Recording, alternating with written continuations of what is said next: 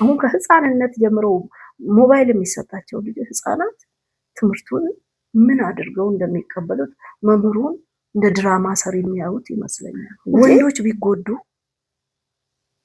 አንድ ሰው እንደተጎዳ ቁጠሪ፣ ሴት ከተጎዳች ግን ጠቅላላ ቤተሰቡ እንደተጎዳ ነው። አንደኛ ክፍል ላይ ቢሰራ አንድ ተማሪ በደንብ ፊደል ቢለይ ቢጽፍ ስሙን መጻፍ ቢችል ማንበብ ቃላትን ማዋቀር ቢችል ሁለተኛ ክፍል ቢገባ ምንም ችግር የለውም። ሰላም ጤና ይስጥልን፣ እንዴት ናችሁ? ይህ መምህር ፖድካስት ነው። መምህር ፖድካስት ተማሪዎች፣ ወላጆች፣ መምህራን ትመጣላችሁ፣ ስለ ትውልድ እንመክራለን። ዛሬ እንግዳ ይዤ መጥቻለሁ። በቅድሚያ እኔ መምህርት በላይነሽ ነኝ። እንግዳዬን ላስተዋውቃችሁ። መምህርት እንኳን ደህና መጡ። እንኳን ደህና ቆያችሁ። ማንም በል አዲሱ አንዳርጌ ይባላለሁ። መምህርት አዲሱ አንዳርጌ። እሺ መምህርት፣ የመጀመሪያው እንግዲህ ዳራ ነው። ምንድን ነሽ የት ነሽ ልልሽ ነው። መምህርት አንቺ ልቀጥል? እሺ አመሰግናለሁ። እንግዲህ መምህርት የት ተወለድሽ? የት አደግሽ? ትምህርትሽን የት ተማርሽ? እኔ ወለጋ ይባላል ድሮ፣ አሁን ኢሉባቡር መኮ ወረዳ የሚባል እዛ ነው የተወለድኩት ያደግኩት።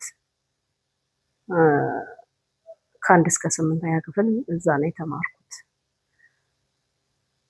ከዛ ከ9 እስከ 12 በደሌ አውራጃ የሚባል ቦታ አለ፣ እዛ ነው የተማርኩት። እሺ እንግዲህ የኤሌመንተሪ የሃይስኩል ትምህርት አለ። አዎ እሺ።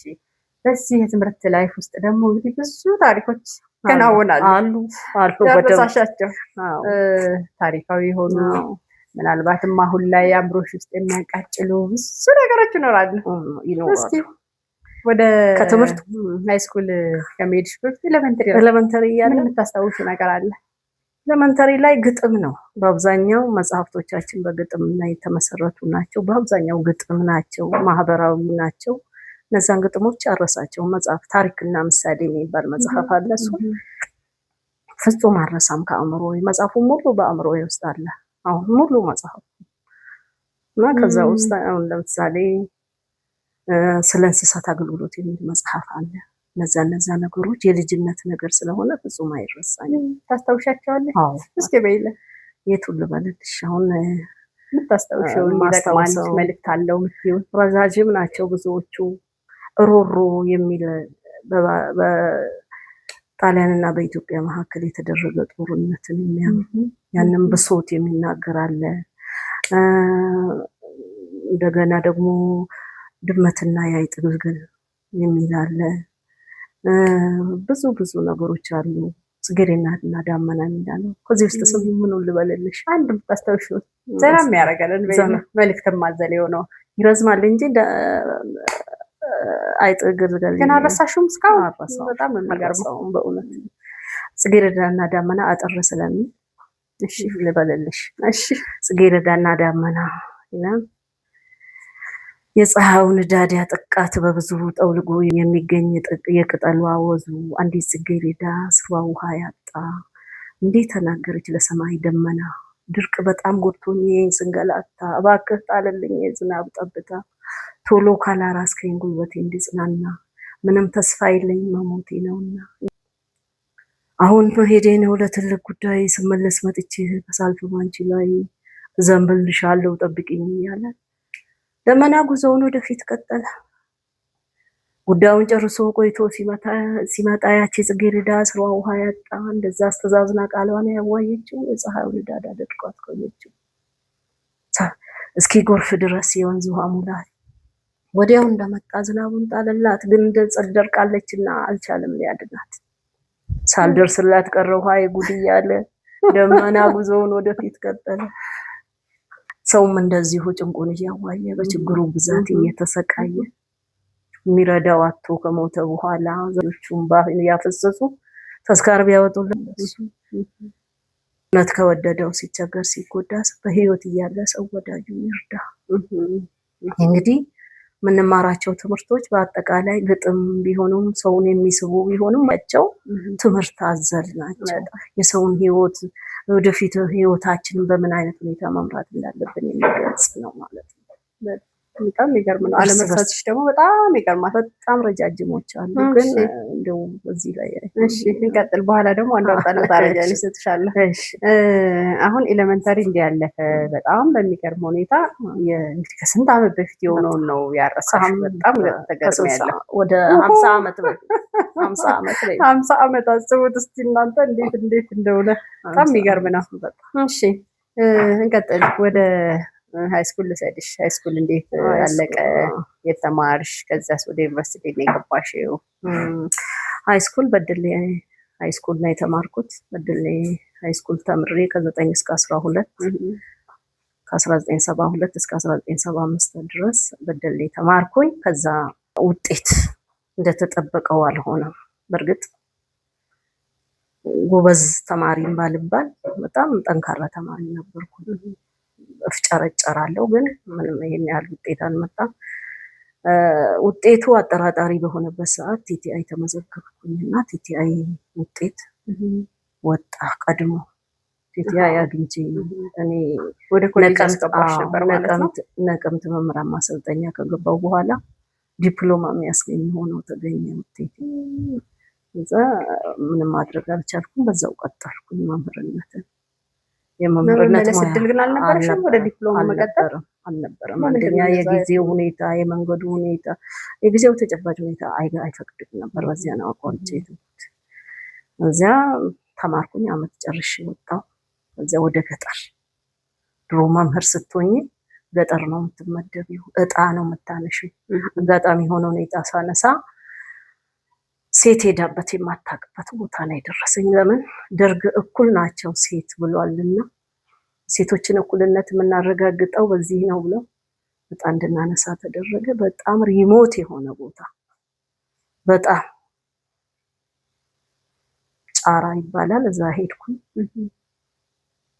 እዛ ማስተማር ቀጠልኩ። እኔ እንዲሄድኩ እንደውም ሆም ኢኮኖሚክስ የሚባል ትምህርት ነበረ በእንግሊዘኛ 7ኛ ክፍል። እሱ ነው የተሰጠን። ሆም ኢኮኖሚክስ ድሮ ይሰጣልና መጽሐፍ። እዛ ሳስተምር ቆየው። ከዛ ወደ ያንፋ የሚባል ቦታ ሄድኩ። ከያንፋ ወደ በደሌ ተመለስኩ። አንድ አመት ነው እዛ የሰራሽው? ብዙ አመት ነው። የመጀመሪያ የተመደብሽው ሴት አይሄድበት የሚያልሽው?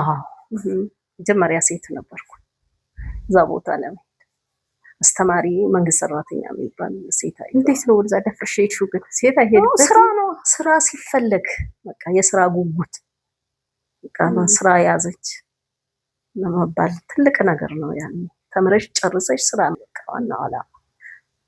እና ይሄንን ይመስላል። አላለቀም ገና። እሺ ከዛ ቀጠለ። ስንት አመት ሆነ ማለት ነው? 3 አመት። ከዛ ሁለተኛ ትምህርት ቤት ሄድኩኝ። አዲስ ወረዳ ነበረ። እሱ እንደ ሴቶች በምናምን ሴት ሆነሽ ስትሄጂ ገጠር መምህር ሆነሽ ስትሄጂ በተለይ እንኳን ሴቱ ወንዱ አስተማሪ የሴቶች ጸሐፊ ነው። እኛ ደግሞ ሴቶች ስንገኝ በጣም ተፈላጊዎች ነበርንና በሴቶች ማህበር እንድንታቀፍ ይደረጋል። በግዴታ ነው፣ ፈልገሽም አይደለም፣ ግዴታ ማገልገል አለብሽ።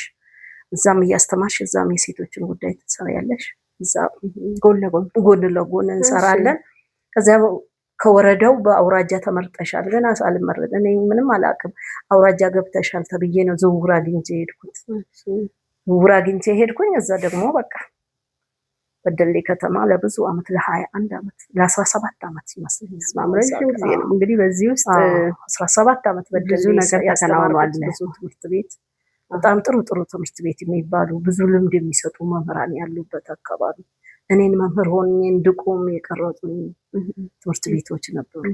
ስለዚህ ራስ ተሰማ የሚባል በደሌ አንደኛ ደረጃ 79 80 82 እንደዛ አስተማርኩኝ። ከ83 እስከ 96 እስከ 98 ድረስ ራስ ተሰማ ናደው የሚባል ትምህርት ቤት አስተማርኩ። እዛ ትምህርት ቤት ውስጥ ብዙ ትልልቅ ምሁራን ነበሩ። ብዙ ልምድ ያገኘሁበት ትምህርት ቤት ነበር። እነዛ ነው ስሰራ የነበረው። እንግዲህ እሺ መምህርነት እንግዲህ በመምህርነት ውስጥ ደግሞ ማህበራዊ ህይወት አለ፣ የፍቅር የትዳር ህይወት አለ። እንዴት ተመሰረተ? የት ነው የተመሰረተው? የመጀመሪያው ወይስ በደሌ ላይ ነው የተመሰረተው? ገጠር እያለን የማግባት ፍላጎቱ የለም። እኔ ፍላጎቱ የለም፣ የመማር ፍላጎት ነበረኝ። እድሉ አላገኘሁም እንጂ እማራለሁ የሚል ሀሳብ ስለነበረኝ ብዙ ቻሌንጆችን አምልጬ ወደ ከተማ ገባሁ። ከተማ ከገባሁ በኋላ አጋጣሚ በፍቅር እንግዲህ ከባለቤቴ ጋር ከአቶ ሰለሞን ለማ ጋር በፍቅር ተገናኘን። እዛ ተጋባን፣ 2 ልጆች ወለድን። እግዚአብሔር ይመስገን። እሺ ልጅ እንግዲህ ልጅ መጣ፣ ትዳር መጣ፣ የፍቅር ታሪክ ሌላ ይኖረዋል። ከፈቀድሽ ትነግሪናለሽ። ልጅ ሲመጣ ደግሞ እንደገና እናትነት አለ፣ ሚስትነት አለ፣ ተጨማሪ ደግሞ መምህርነት አለ። እንዴት ነው ያለፈው? አስቸጋሪ አልሆነም? ከባድ ነው ለሴት ልጅ እናት መሆን፣ መምህር መሆን፣ እንደገና ደግሞ ተጨማሪ የአካባቢው ደግሞ የማህበራዊ ሴቶች ምናምን ማደራጀት ምናምን አለ። እንደገና የስራ ጉዞ አለ። ብዙ ነው ፈተናው፣ ብዙ ነው። ግን እዚያው ፈተና ውስጥ ደግሞ ታልፊያለሽ። የራስሽ የሆነ ዘዴ ትፈጥሪያለሽ። ልጆችሽን እንዴት መንከባከብ እንዳለብሽ ማስተማሩንም እንደዛው። በጣም ፈተና አለበት። በተለይ እኔ ፈተና የሆነብኝ ምንድነው የምንኖረው ከተማ አካባቢ ነው፣ የምናስተምረው ገጠር ነው። የ1 ሰዓት ተኩል የ1 ሰዓት መንገድ ሄደን ነው የምናስተምረው እና ከዛ ስንመጣ ልጆቻችን ያሉበት ሁኔታ በጣም ከባድ ነበረ። ያ ያሳዝነኛል። በመምህር ህይወት ውስጥ ወይ መንግስት ሰራተኛ ሆኖ ሰው ባይወልድ እላለሁ። ያኔ በጣም ከባድ ነው። ተመላልሰሽ መስራትም ከባድ ነው እና መምህርነትን እንግዲህ ያም ያለ እንጀራ ነው። ትሰሪያለሽ፣ በጥንካሬ ትሰሪያለሽ። አንደኛ ወጣትነት አለ፣ ጉልበቱ አለ፣ እውቀቱም አለ። ትሰሪያለሽ፣ ትወጪዋለሽ። ጊዜውም ደግሞ አሪፍ ጊዜ ነው። በዚያን ጊዜ እንግዲህ ትወጫለሽ። ግን ዝርዝር አስረጅን። ምንድን ነው ያለፈው? እንደው መቼም ልጅ ትቶ ሲኬድ ለሰራተኛ በዛ ጊዜ ደግሞ ምን ያህል እረፍት ጊዜ ነበረው? ወልደሽ በምን ያህል ጊዜ ነው እረፍት የገባሽው? ከባድ ነው። 45 ቀን ነው የወሊድ እረፍት በኛ ጊዜ። 45 ቀን፣ 1 ወር ከ2 ሳምንት። ዛሬ 45 ቀን ሆነሽ በ46ኛው ቀን የግድ ስራ መግባት አለ። እንዴት ነው ታዲያ ይሄንን ያለሽ? በጣም ከባድ ነው። በተለይ እንደውም በእርግዝናው ጊዜ ማለት ነው፣ እርጉዝ ሆኜ ማለት ነው። ጓደኞቼ ያሉ እርጉዝ ሆኜ ደክሞኝ ሲሄድ በመኪና ቦታ ጠፋ። መኪና እንዲህ ነው የምንለምናቸው። መኪና ትራንስፖርት የለም። መኪና ስናገኝ እንለምናለን እና የ8 ወር አልቋል፣ 9ኛ ወር ገብቷል እና በመኪናው አናት ላይ ይሄ ቦርቶ መጋሊ የሚባል ላዩ ላይ የለም፣ እዛ ላይ ወጥቼ ቁጭ አልኩኝ። በቃ ለመንኩት። ስለምነው እርግዝናዬ በጣም አይታይም። አለባበሴ ምንም ቅልጥፍ ብዬ በመሰላሉ ላይ ወጥቼ ላይ ወጣሁ። ጓደኞቼ ደግሞ በእግራቸው ይሄዳሉ። በእግራቸው እየሄዱ ወደ ትምህርት ቤት ማለት ነው። ልክ እዛ ላይ ሲያዩ እርግዝናዬን ያውቃሉ። ዋይ ብለው ነው ያጫወቱ። ሙቲን የ9ኛ ወሬ ገብቷል። በቃ ከዛ እንደምንም ደረስኩኝ ገባው። ምጥም ሲይዘን ከዛ ነው ምጥ ይዞኝ 4 ሰዓት ላይ ምጥ ይዞኝ ከገጠር ቤት ገብቼ 10 ሰዓት ላይ የመጀመሪያ ልጅ ነው ልጅአለሁ። ከስራ ውዬ ገብቼ ማለት ነውና ኢቭን ሲክ ሊቭ እንኳን ብታመጪ የሚቀበልሽ ሰው የለም። ያኔ ከባድ ነው ጊዜው። እንደዚህ አለ እና ከወለድን በኋላም ደግሞ ልጆቻችን በሰራተኛ በደንብ አያዙም። እዛ ውለን ስንመጣ መላቀስ ነው። ከባድ ነው። ፈተና ነው ማሳደግ። ከባድ ነው። በጣም ከባድ ነው። ታዲያ ለልጆች ቁጥር እንዴት ነው? ለልጆቼ ቁጥር ማነስ ያ ምሬት ይመስለኛል። እንደውም እኔ የማስበው በቁጥራቸው ማነስ ብዙ መውለድ ስችል እንደው ዛሬ ይቆጨኛል በወለድኩ ነው። ምነው መንታ በወለድኩ። ያኔ ደግሞ ችግሩ ከባድ ነው። ያኔ ችግሩ ከባድ ነው። ቻሌንጁ ከባድ ነው። ማሳደግ ወጥተሽ ወልተሽ እንደ ወንድ እዛም ውጪ ውለሽ አባት የለ እናት የለ ከባድ ነው። እሺ ይሄ ብቻ አይደለም እንግዲህ ፈተናዎች ይኖራሉ። ምን ነበር አስቸጋሪነቱ? መምህር ሆኖ በተለይ ደግሞ በገጠራማው የሀገሪቱ ክፍል ቅድም እንደነገርሽኝ መኪና ላይ መንጠላጠል እሱም ሲገኝ አይደል? ሲገኝ ነው። ስለዚህ ምንድን ነው ፈተናው? በእግር ብቻ ነው የሚኬደው? ሌላ አማራጭ ምን ነበረ? በእግር ነው የምንሄደው። በእግር ነው የሚኬደው። በእግር ሄደሽ ውለሽ ማስተማር ይከብዳል፣ ትደክሚያለሽ። ከዚያ ውለሽ ደግሞ እንደገና በእግር ነው የምትገቢው። ያገኘሽ ዕለት ደግሞ እንዲህ በቃ ልክ እኮ ተንከባለን። የሚገርምሽ ደግሞ አንድ አጋጣሚ እንደውም ልንገርሽ ትዝ ያለኝ ምንድነው፣ በግሩፕ ነው የምንሄደው ሴቶች 4 ሴቶች ሆነን በግሩፕ ስንሄድ እየዘፈን እየጮህን እየሳቅን እየጮህን ያልን እየጮህን እንሄዳለን። ስንሄድ በቃ እነዚህ እንትኖች መጡብን፣ ዝንጀሮ ይሄ ምን የሚያካክል እንዲህ እያለ ሲመጣብን ወጥተና ለቃ ጮህን። ገበሬዎች እያረሱ ነው። ምን ተከሰተ ብለው ገበሬዎቹ እየጮሁ ሲመጡ ዝንጀሮቹ የሉም። እዛ ምን ሆናችሁ ምንድን ነው ሲሉ ያኔ አውሬ መጥቶብን ነበር፣ በዚህ ገብተው ወረደ እነዚህ ምናምን ብሎ ተመልሰው ወደ ስራቸው ሄዱ። እንደዚህ እናደርጋለን። እና ስንሄድ በተለይ በግሩፕም ስለምንሄድ ነው እንጂ በጣም ቻሌንጂንግ ነው። መንገድ ላይ አውሬ ይመጣብሻል። ሴት ሆነሽ ደግሞ ብዙ ፈተናዎች አሉ። ሴትነት በጣም ከባድ ነው። ቅድም ወደ ትዳር ከመመለስሽ በፊት መቼ የጮኝነት ዘመን ይኖራል። ገና ከኮሌጅ ተመርቀሽ ከቲቲአይ ተመርቀሽ ስትሄጂ ደግሞ ሌሎች ፈተናዎች ይኖራሉ። እንዴት ነው የታለፈው? በጣም ከባድ ነው። በፊት እንዴት መሰለሽ ቅድም ሳልነግርሽ ያለፍኩት እኛ ገና ሳንሄድ ነው እጣ ተጣጥለውብን የሚገቡ ወንዶች ይጠብቋቸው። የሴት ልጅ መከራዋ ብዙ ነው። ቢሆንም ባይሆንም በቃ እኔ ምንም ትሁን ምንም በቃ እጣ የደረሰው ሰው ይወስዳታል ነው የሚባለው። ግን ከዛ ቻሌንጅ በጥበብ ነው የምትወጪው። አንቺ ጥበበኛ ካልሆንሽ እዛው ብዙ ጓደኞቻችን ማይሆንም ትዳር መስርተው እዛው የቀሩ አሉ፣ የማይመጥናቸው ቦታ ላይ የቀሩ አሉ። እና እንደዛ እንዳይሆን በጥበብ መሽለክ ያስፈልጋል። እኔ አምልጫለሁ፣ እግዚአብሔር አስመልጦኛል። ብዙ ፈተናዎች እንዴ ብዙ ነው ፈተናው። እንግዲህ ያን በህይወታችን የሚገጥመንን ሁሉ ይፈልግሻል።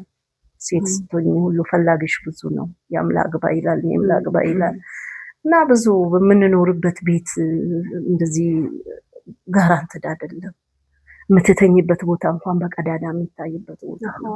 እና ያንን ሁሉ ሰው እንዳለ አስመስለን ራሳችን የታችንን አሁን ሙቀጫ ሁሉ በአልጋችን እንትን በመኝታችን መፍራሻችን ላይ እንደዚህ አድርገን ሰው አስመስለን አይ በዛ ሲያውን አይ ሰው አላቸው ብለውን የምናደርግበት ጊዜ አለ።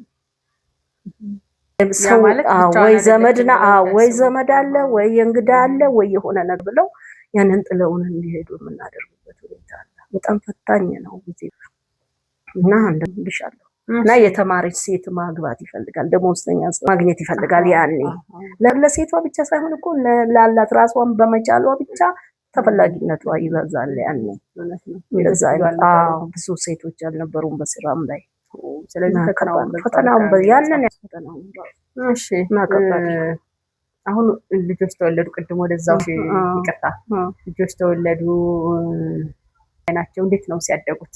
ልጆቹ በጥሩ እግዚአብሔር ረድቶኝ በስነ ምግባር ነው ያደጉት። ጥሩ ደረጃ ላይ ደርሰዋል። በትምህርታቸውም ጥሩ ውጤት አምጥተው በዲግሪም ተመርቀው ትልቋ ፋርማሲስት ናት።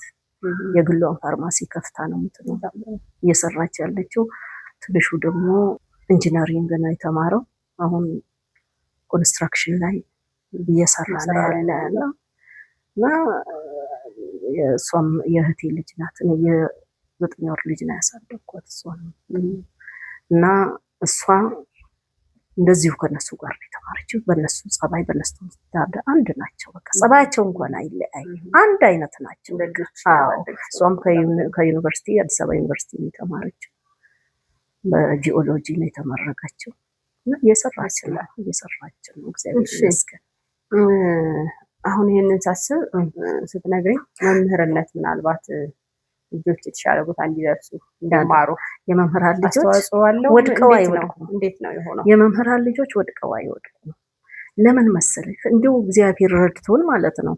እኛ አንደኛ ከስራችንም አንጻር ከዘዴም በጥበብም ቢሆን ተማሪዎች ሰው እንዲሆኑ ነው የምንፈልገው። የማንም የራስሽም ይሁን የሌላውም ሰው ልጅ ሰው እንዲሆን ነው የምትፈልጊው በተፈጥሮ። አንድ መምህር እኔ የራሴ ልጅ ወይ የሰው ልጅ ብሎ የሚያይ አይመስልኝ። የራሱ ጉዳይ ብሎ አያስተምርም ሰው እና ሰው እንዲሆኑ እንዲያልፉ እንዲያመልጡ የሚደረግበት ጊዜ ነው እና እኛም ደግሞ ስራችንን ስንሰራ ከምንባብ ጋር ከስራ ጋር ከጽሁፍ ጋር የተያያዘ ነው ስራችን። ቤት ውስጥ በጣም ነው የምንከታተለው። እርግጥ እኔ ልጆቼን አጥኑ ብያቸው አላውቅም። እንዴት ነው እኔ አንድ በቃ የራሳቸውን አምጥተው ሲሰሩ እኔም ደግሞ አንዳንዴ በማሳየት የራሴን ስሰራ የነሱን በማሳየት ዝም ብለው በራሳቸው በአብዛኛው በራሳቸው ጊዜ ነው። አጥኑ ካልኩኝ እንደውም ያቆማሉ ብዙ ጊዜ።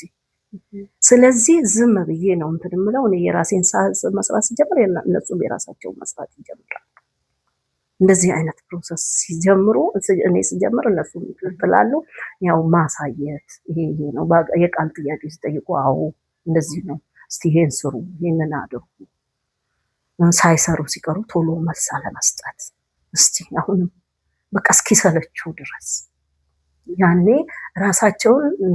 በራሳቸው እንዲተማመኑ ባገኙት ነገር ራሱ በቃ ደስ እንዲላቸው ይሆናል እና ይሄንን በዚህ ነገር ልጆች ጠንካራ ይሆናሉ። በእርግጥ በእውነት ነው እግዚአብሔር ረድቶናል። ልጆቻችንም ጥሩ ደረጃ ደርሰዋል። ከዚህም ውጭ ወንድሞችም ከኔው ጋር ነው የተማሩት። እነሱም ጥሩ ደረጃ ላይ ደርሰዋል። እግዚአብሔር ይመስገን የተባረኩ ናቸው። ስለዚህ መምህርነት በጣም አስተዋጽኦ አለ። ጠቃሚ ነው። እኔ ወደዋለሁ ድሮ መምህርነት ከመጀመሪያ እኔ ስገባበት አላውቀውም ነበር፣ ግን ድሮ ምኞቴ ያለ እንደዚህ በቃ መምህራኖቻችን ጥሩ ስለሚለብሱ ጥሩ በቃ ደስ ስለሚሉ በጣም ስለምወዳቸው ብዙን ማያቸው ስለሆነ ሴት መምህር አይቼ አላውቅም እኔ ስማር ማለት ነው። ሃይስኩል ከገባው በኋላ ነው ያየሁት። ግን እነዚህ ወንዶች አስተማሪ መሆንን ምኞቱ ውስጥ ያለ ባቴ ባለ ምኞቴ ያለ። እሺ እዚህ ጋር አንድ ነገር ልብ አልኩኝ። አሁን መምህር መሆን ራሳችንን ስለምናነብ ደብተር፣ እስክሪብቶ፣ ወረቀት፣ ርማት ምናምን ቤት ስለምንሰራ ልጆች የኛን ይከተላሉ፣ ይይዛሉ፣ አብረው ያጠናሉ። እሱን ተገነዘብኩኝ። አሁን ታዲያ እንደዚህ ብሎ የሌላቸው ደግሞ ወላጆች አሉ። ለምሳሌ ሙሉ ቀናቸውን በስራ የሚያሳልፉ ልጆች ቀድሞ ወደ ቤት ይገባሉ፣ ወላጆች አምሽተው የሚገቡ አሉ። እንዴት ነው ይሄንን ማኔጅ የሚያደርጉት? ትልቅ ችግርም ስለሆነ እኛም በስራ ላይ የሚያጋጥመን ችግር ነው። ልጆቻቸውን የማያዩቸው እንዲያጠኑ እነሱም ቀን ውለው ማታ ደክሟቸው ስለሚገባ ይህንን እድል የሌላቸው ሰዎች በጣም አንደኛ ፍቅር ነው ለልጆች መስጠት ያለባቸው። የራሳቸውን ችግር የራሳቸውን ህይወት ነጋቸውን ማሳየት ያስፈልጋል። ካልተማሩ መንገድን ይሄንን መንገድ ካልተቸገሩ ኢቭን የፈለጉትን ስራ መስራት ይችላሉ።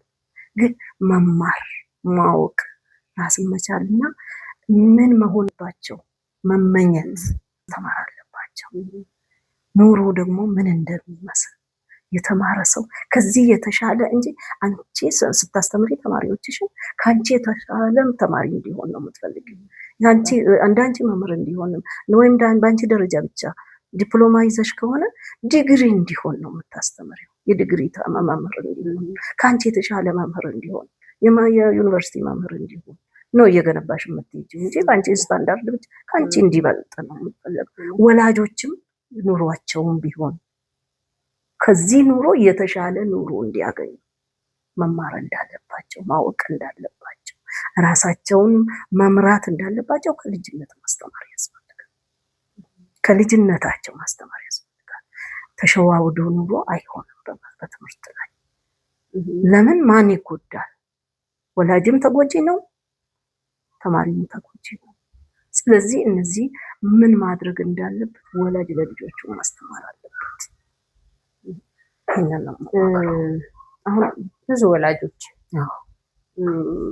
እነሱ የቢዝነስ ስራ ይሰራሉ ወይም ገቢ የሚያስገኝ ለልጆቻቸው እንዳይጎልባቸው ቤታቸው ገንዘብ ሁኔታ አክሰስ የማድረግ ስራ በብዛት ይሰራሉ።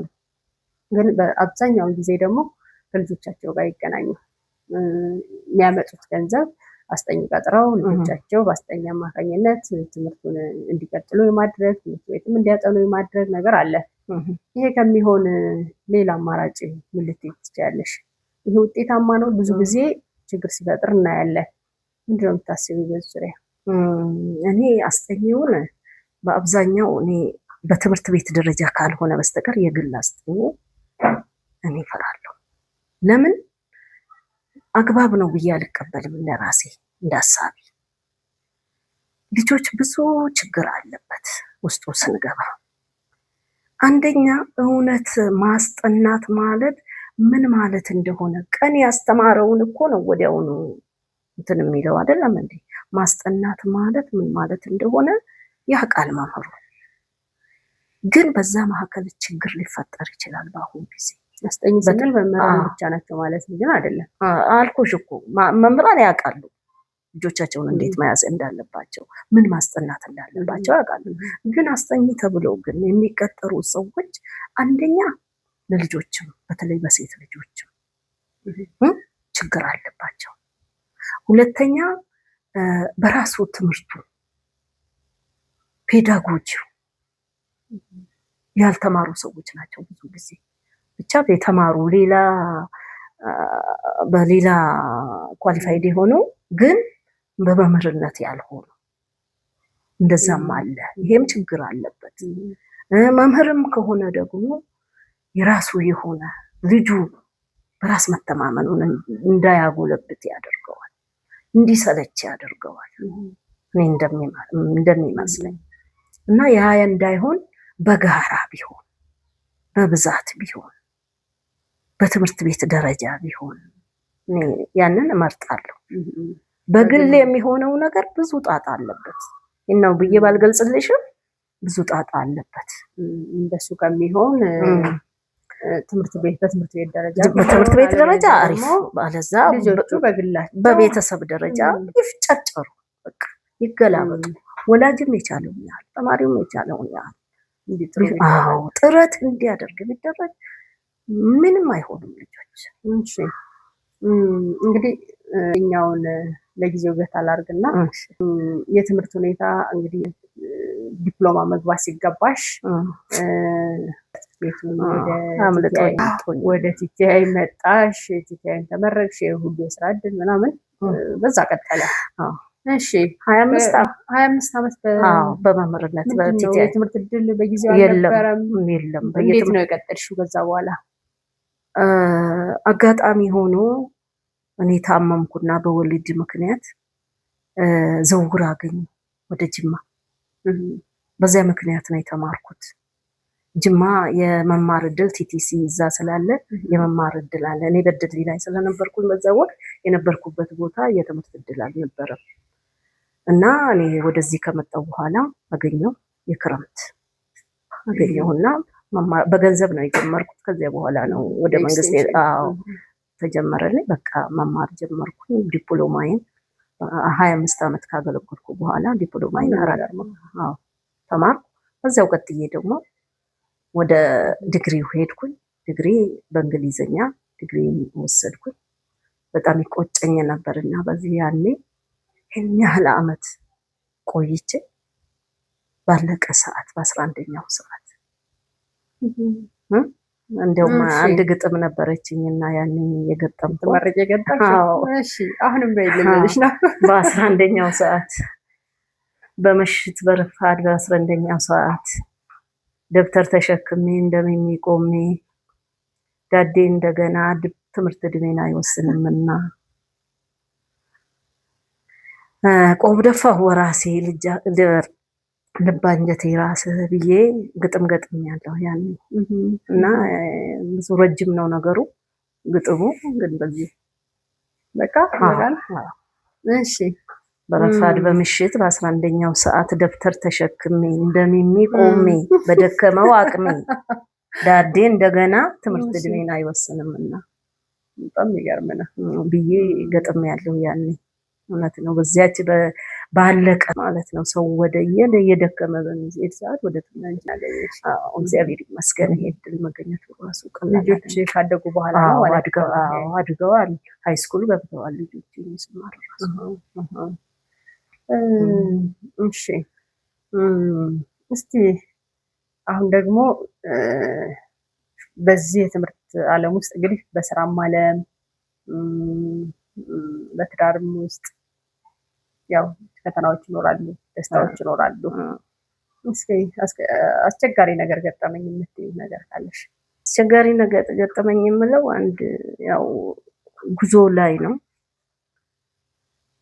ነው። በጉዞ አንድ ጊዜ ያንፋ ከሚባል ቦታ ወደዚህ ወደ ገቺ ወደ ጉዳ ስመጣ የሆነ ቶባል ሰፊ ውሃ በቃ ኩልል ያለ ውሃ ግን ቀጭን መንገድ በእንትን ያለው በእንጨት የተሰራለት ነበርና ያንን እንደ ድልድይ የተሰራለት ነበር። በዛ በድልድይ ላይ ፈረስ ላይ ሆነሽ ነው የምታልፊ። በእግርሽ ትለፊ አላቅም ግን እንትኑ በጣም እንትን ነው አጭር ነው። ብቻዬን ነበርኩኝና ወስነሽ ብቻዬን ነበርኩኝና እኔ አሁን ፈረስ ማገኝ ያጋል በእውነት አራራ አለብኝ። እሺ ፈረሱን ማን ሰጥቶሽ ነው? ይከራያል።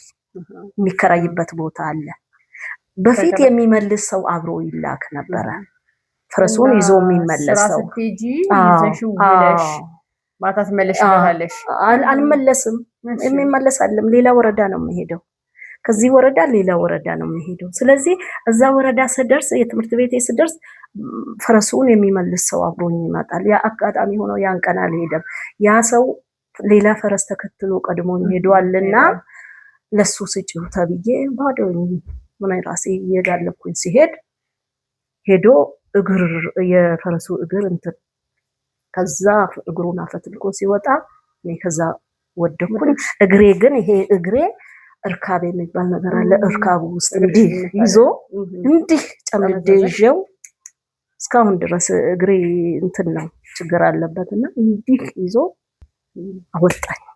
እንዲህ ያለ ወጣኝ። ራሴን አላቅም። ከወጣሁ በኋላ እሱ ቆመ። ዶም ሲደርስ ለራሱ ቆመ። ሰዎች ደረሱልኝ። እንደዛ ሆኜ አምልጫለሁ። አንድ ጊዜ ደግሞ እንደዚሁ በቃ ብዙ ገጠመኞች አሉ። በህይወት ግን ብዙ ፈተናዎች አሉ። ገጠመኞቹ ቀላል አይደለም። መኪና የለም፣ በእግር መጓዝ፣ ደሞዝ አለመውሰድ፣ 3 ወር 4 ወር መቆየት። እሱንም ደግሞ ሰው ተሸክሞ ነው ብሩን የሚያመጣልሽ። ደሞዛችን 200 ምናምን ነው፣ 180 በእጃችን ይገባል። ግን 2 ወር 3 ወር ደሞዝ ሳይመጣልሽ ሲቀር እንዴት እንደምትኖሪ ተመልከች። እና ያኔ ደሞዝ ከፋይ የሚባል በፖሊስ ታጅቦ ነው የሚመጣ። ሌላ ወረዳ ምናምን እየዞረ ቆይቶ በስንት ወሩ ነው እኛ ጋር የሚደርሰው። እና እንደዚህ አይነት ችግሮች በእግር በጣም ፈተና መምህራን በጣም በፈተና ነው እንግዲህ ያኔ። ግን ኑሮውም ደግሞ ትንሽ ዝቅ ያለ ስለሆነ እንዴው ትኖሪበታለሽ።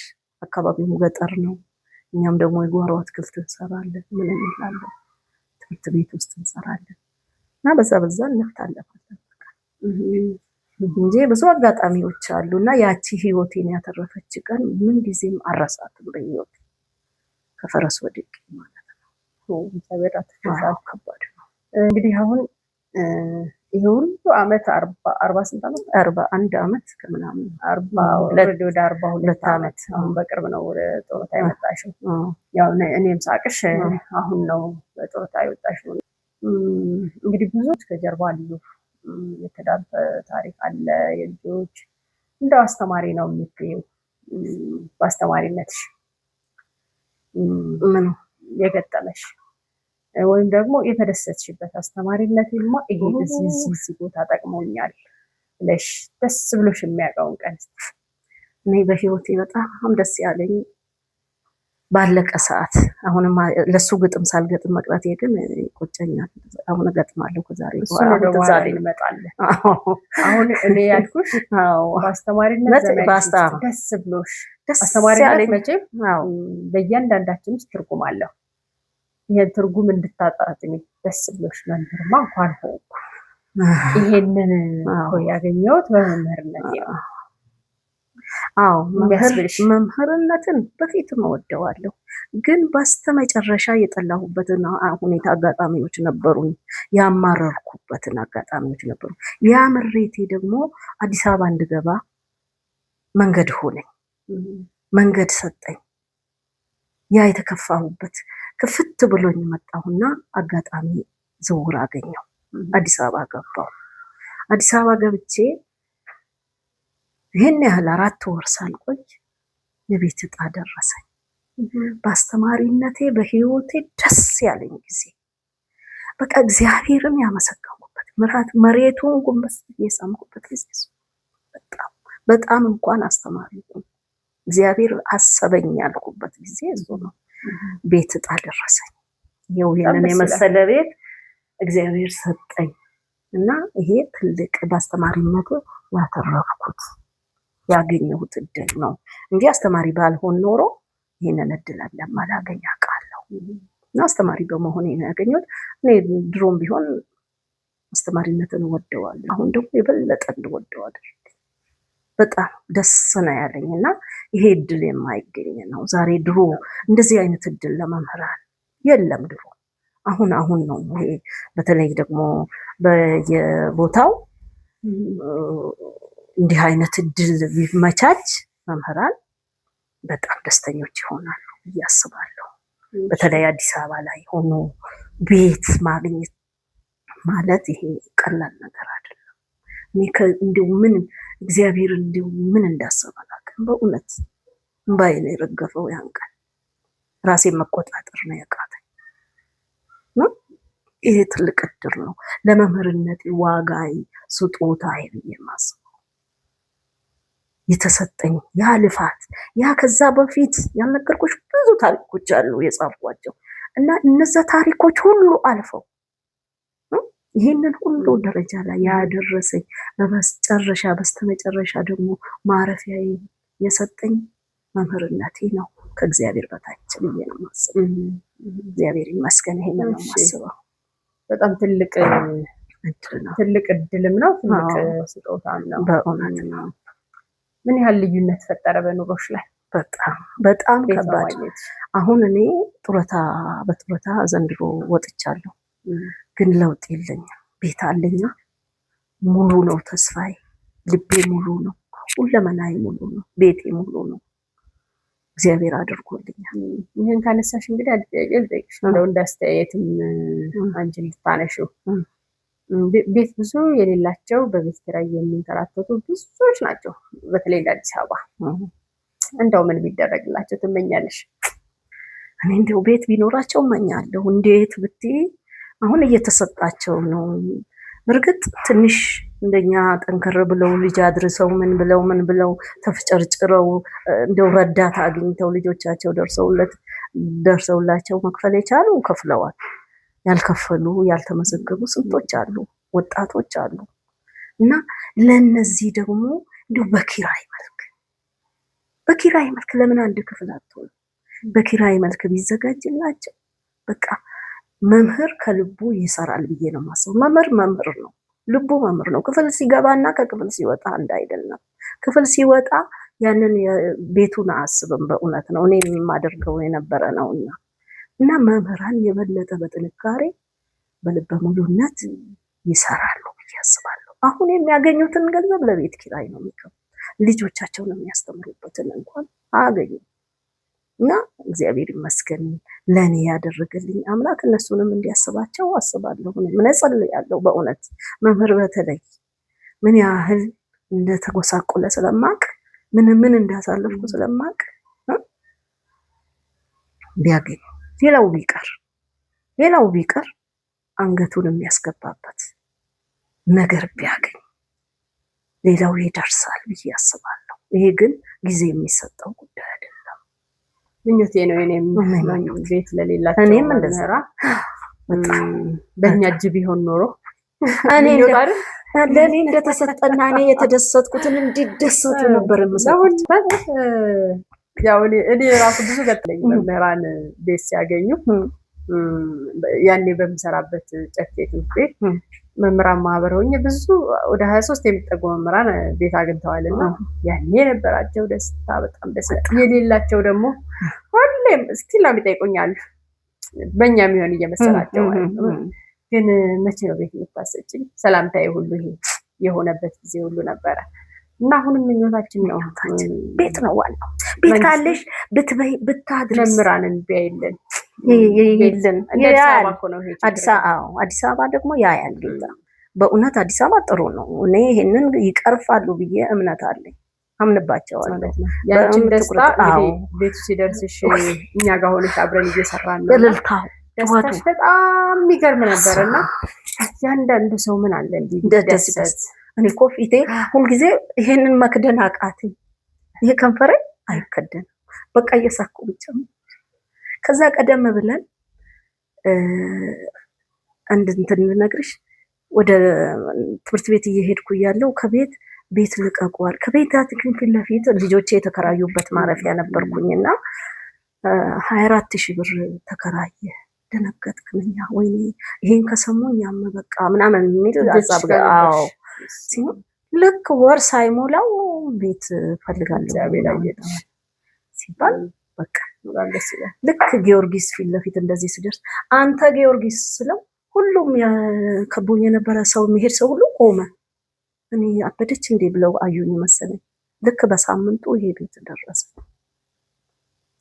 የሚገርምሽ ነገር አላቀውም እኔ በእውነት እንዴት እንደሆነም አላቀው አንተ ጊዮርጊስ ግን ታያለ አይደል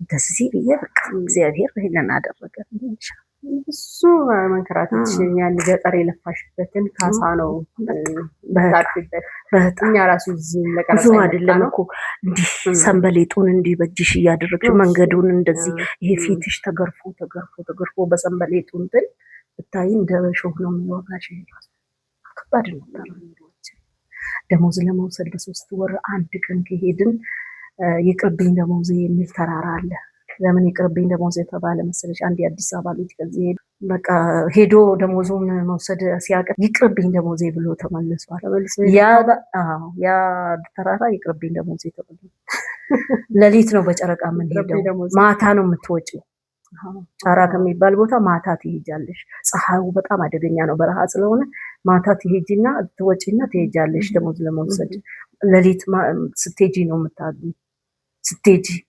በቀዝቃዛው ማለት ነው እዛ ተራራው እንደዚህ የቆመ ተራራ ይቅርብኝ ደሞዝ ይባላል በጣም ከባድ ፈተና ነበር እሺ መምህርነት እንግዲህ እንዲህ ነው ግን ከዛ ውስጥ ግን ብዙ ልጆችን ያን ያስተማርኳቸውን ልጆች ዛሬ ብዙ ትልቅ ደረጃ ላይ አያቸዋለሁ በጣም ግን ይሰማሻል በጣም ደስተኛ ያጋጣሚ ሌላ ትርፍ የለንም እኮ እንደው ይሄ ቤት ተረፈኝ የት ቦታ ደርሰዋል ኧረ ሾፌር ሆኖ አጋጥሞኝ ያውቃል አለቃውን ለምኖ አሳፍሮኝ ያውቃል ሌላው ተይ ሐኪም ሆኖ አክሞኝ ያውቃል ዶክተር ሆኖ ተማሪ እኔ አላውቀውም እሱ ግን ያውቀኛል ባለቤቴን ያውቀዋል ቲቸር እያለን ያቀናል እንላለን ቲቸር ሲሉ ነው የምናውቀው እንግዲህ እንታወቃለን አስተዳደር ውስጥ ቀበሌ የትም ቦታ ትልቅ የተባለ ቦታ ላይ ከትንሽ እስከ ትልቅ በቃ የማናይባቸው ቦታዎች የሉም እና ተማሪዎቻችን እዛ ቦታ በጣም ደስተኛ ነው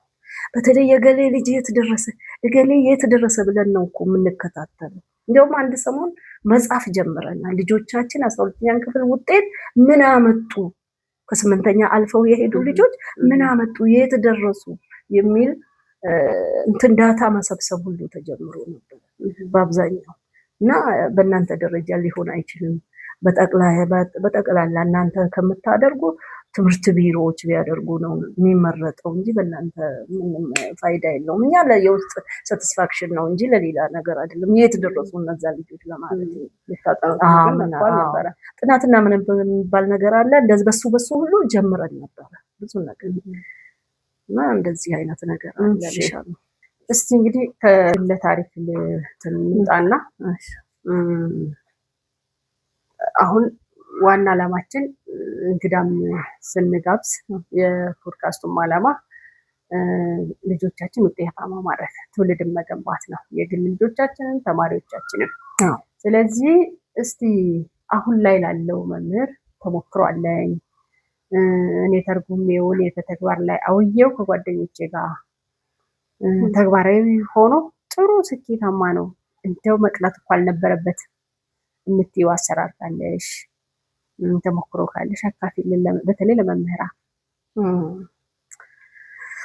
እንግዲህ ተሞክሮ ያው በሂደት እንግዲህ ቀድሞ በሂደት ብዙ ነገር ትማሪያለሽ። ካለፈውም ወደፊቱንም እያየሽ ይሄን ያሻል ነበር፣ ይሄኛው ቢደረግ ኖሮ ይሄ ውጤታማ ነው፣ ይሄ ውጤታማ አይደለም ያለሽ እና ብዙ ጊዜ ይሄ ተማሪዎችን ማስተማር እንትን ሲመጣ ከ90 ምናምን ዓመተ ምህረት ጀምሮ ነው መሰለኝ አዳዊ ነው ምናምን የሚባለው እሱ ሲመጣ ተቃውመን ነበረ። እሱ ተቃውሞ ሊገባው አይቻልም ነበር። ለምን መሰለሽ? ያን ነገር አንደኛ ክፍል ላይ ነው ወይም ኬጂ ላይ ወይም አንደኛ ክፍል ከኬጂ ያመለጠ አንደኛ ክፍል ነው። አሁን ብዙ ተማሪዎች ስማቸውን መጻፍ የማይችሉ ማንበብ የማይችሉ መጻፍ የማይችሉ ሾልከው ያወጡ በቃ ተማሪ 8ኛ ደረሰ ወይ 9ኛ 10ኛ 12ኛ ደረሰ የሚባል ተማሪ አልፎ አልፎ እንዲህ አይነት ነገር ያጋጥማል። ይሄ የሚያጋጥመው ለምንድን ነው? አንደኛ ክፍል ላይ ነው ነገሮቹ መሰራት የነበረባቸው። መውደቅ የለበትም በሚል ብቻ ነገር ሰዎች በገፍ እንዲያልፉ ይደረጋል። ይሄ ትክክል አልነበረም። አንደኛ ክፍል ላይ ቢሰራ አንድ ተማሪ በደንብ ፊደል ቢለይ ቢጽፍ ስሙን መጻፍ ቢችል ማንበብ ቃላትን ማዋቀር ቢችል ሁለተኛ ክፍል ቢገባ ምንም ችግር የለውም። ግን ብዙ ቃላቶች ብዙ ፊደሎችን ሳያውቅ ብዙ ቁጥሮችን ሳያውቅ ዲንና ቢን እንኳን መለየት አንዳንዴ ሲን ራሱ አንዴ ወደዚህ መጻፍ እንደዚህ አይነት ነገሮችን በጣም ኤመንት የሆኑ ነገሮችን ሳይወጡት ማለፍ ሌላውን ይችላል ብሎ አይገባም ነበር። ስለዚህ እኔ አሁን እንደ ልምድ አድርገን አንድ ጊዜ የሰራንበት የሞከርንበትና በጣም ውጤታማ ያደረገን ነገር ነበረ። አንደኛ ክፍል የሚገባ መምህር ተመርጦ ነው። እኔ የነበርኩበት ትምህርት ቤት ልክ የዓመቱ መጨረሻ ላይ ግምገማ አለ። የዓመቱን ስራ እንዴት እንደሰራሽው እንዳጠናቀቅሽው ግምገማ ይከበ ከግምገማው በኋላ ለሚቀጥለው ዓመት ለአንደኛ ክፍል እነማን ይግቡ? አንደኛ ክፍል አምና የተመረጡት ሁለተኛ ገብተዋል። ገባሽ? ዘንድሮ ደግሞ አንደኛ ክፍል ማን ይግባ ተብሎ ዲግሪን አይመለከትም። ዲፕሎማ መሆኑ አይደለም የሚታየው ወይም ሰርቲፊኬት መሆኑ አይደለም የሚታየው ምንድነው? ያ ሰው ልጆቹን ያበቃል ወይ ነው። አብቅቶ በትክክል ለሁለተኛ ክፍል ያበቃቸዋል ያደርሳቸዋል ወይ ነው። እና ያ እምነት የተጣለበት መምህር ይመረጥና አንደኛ ክፍል ኤቢሲዲ ቢሆን 4 መምህር ወይም ይሄን የሚገባ ቢሚሚር ሲ እንደዛ አይነት 4ም 8ም ቢሆኑ እንደዛ ይመረጥና ይሰጣል። ከዚያስ መጨረሻ ዓመት ይደርሳል። እነዛን ተማሪዎች ይፈትናቸዋል። ያ መምህር ፈተና ይፈተናሉ፣ ግን የራሱ ነው። መጨረሻ ላይ ምን ያደርጋል መሰለሽ? ኮሚቴ ይቋቋማል። ኮሚቴ መጨረሻ የሚያጣራ ኮሚቴ ነው። አንደኛ ክፍል ወደ ሁለተኛ ክፍል ከመምህራን ከወላጅ ከአስተዳደር ሰራተኞች ይሆንና መጽሐፍን ማንበብ እና መናገርና ማዳመጥ መቻላቸው የራሱ የሆነ ስታንዳርድ አለው። ይጽፋሉ። ለአንደኛ ክፍል የሚመጥን ጥያቄ ይወጣላቸዋል።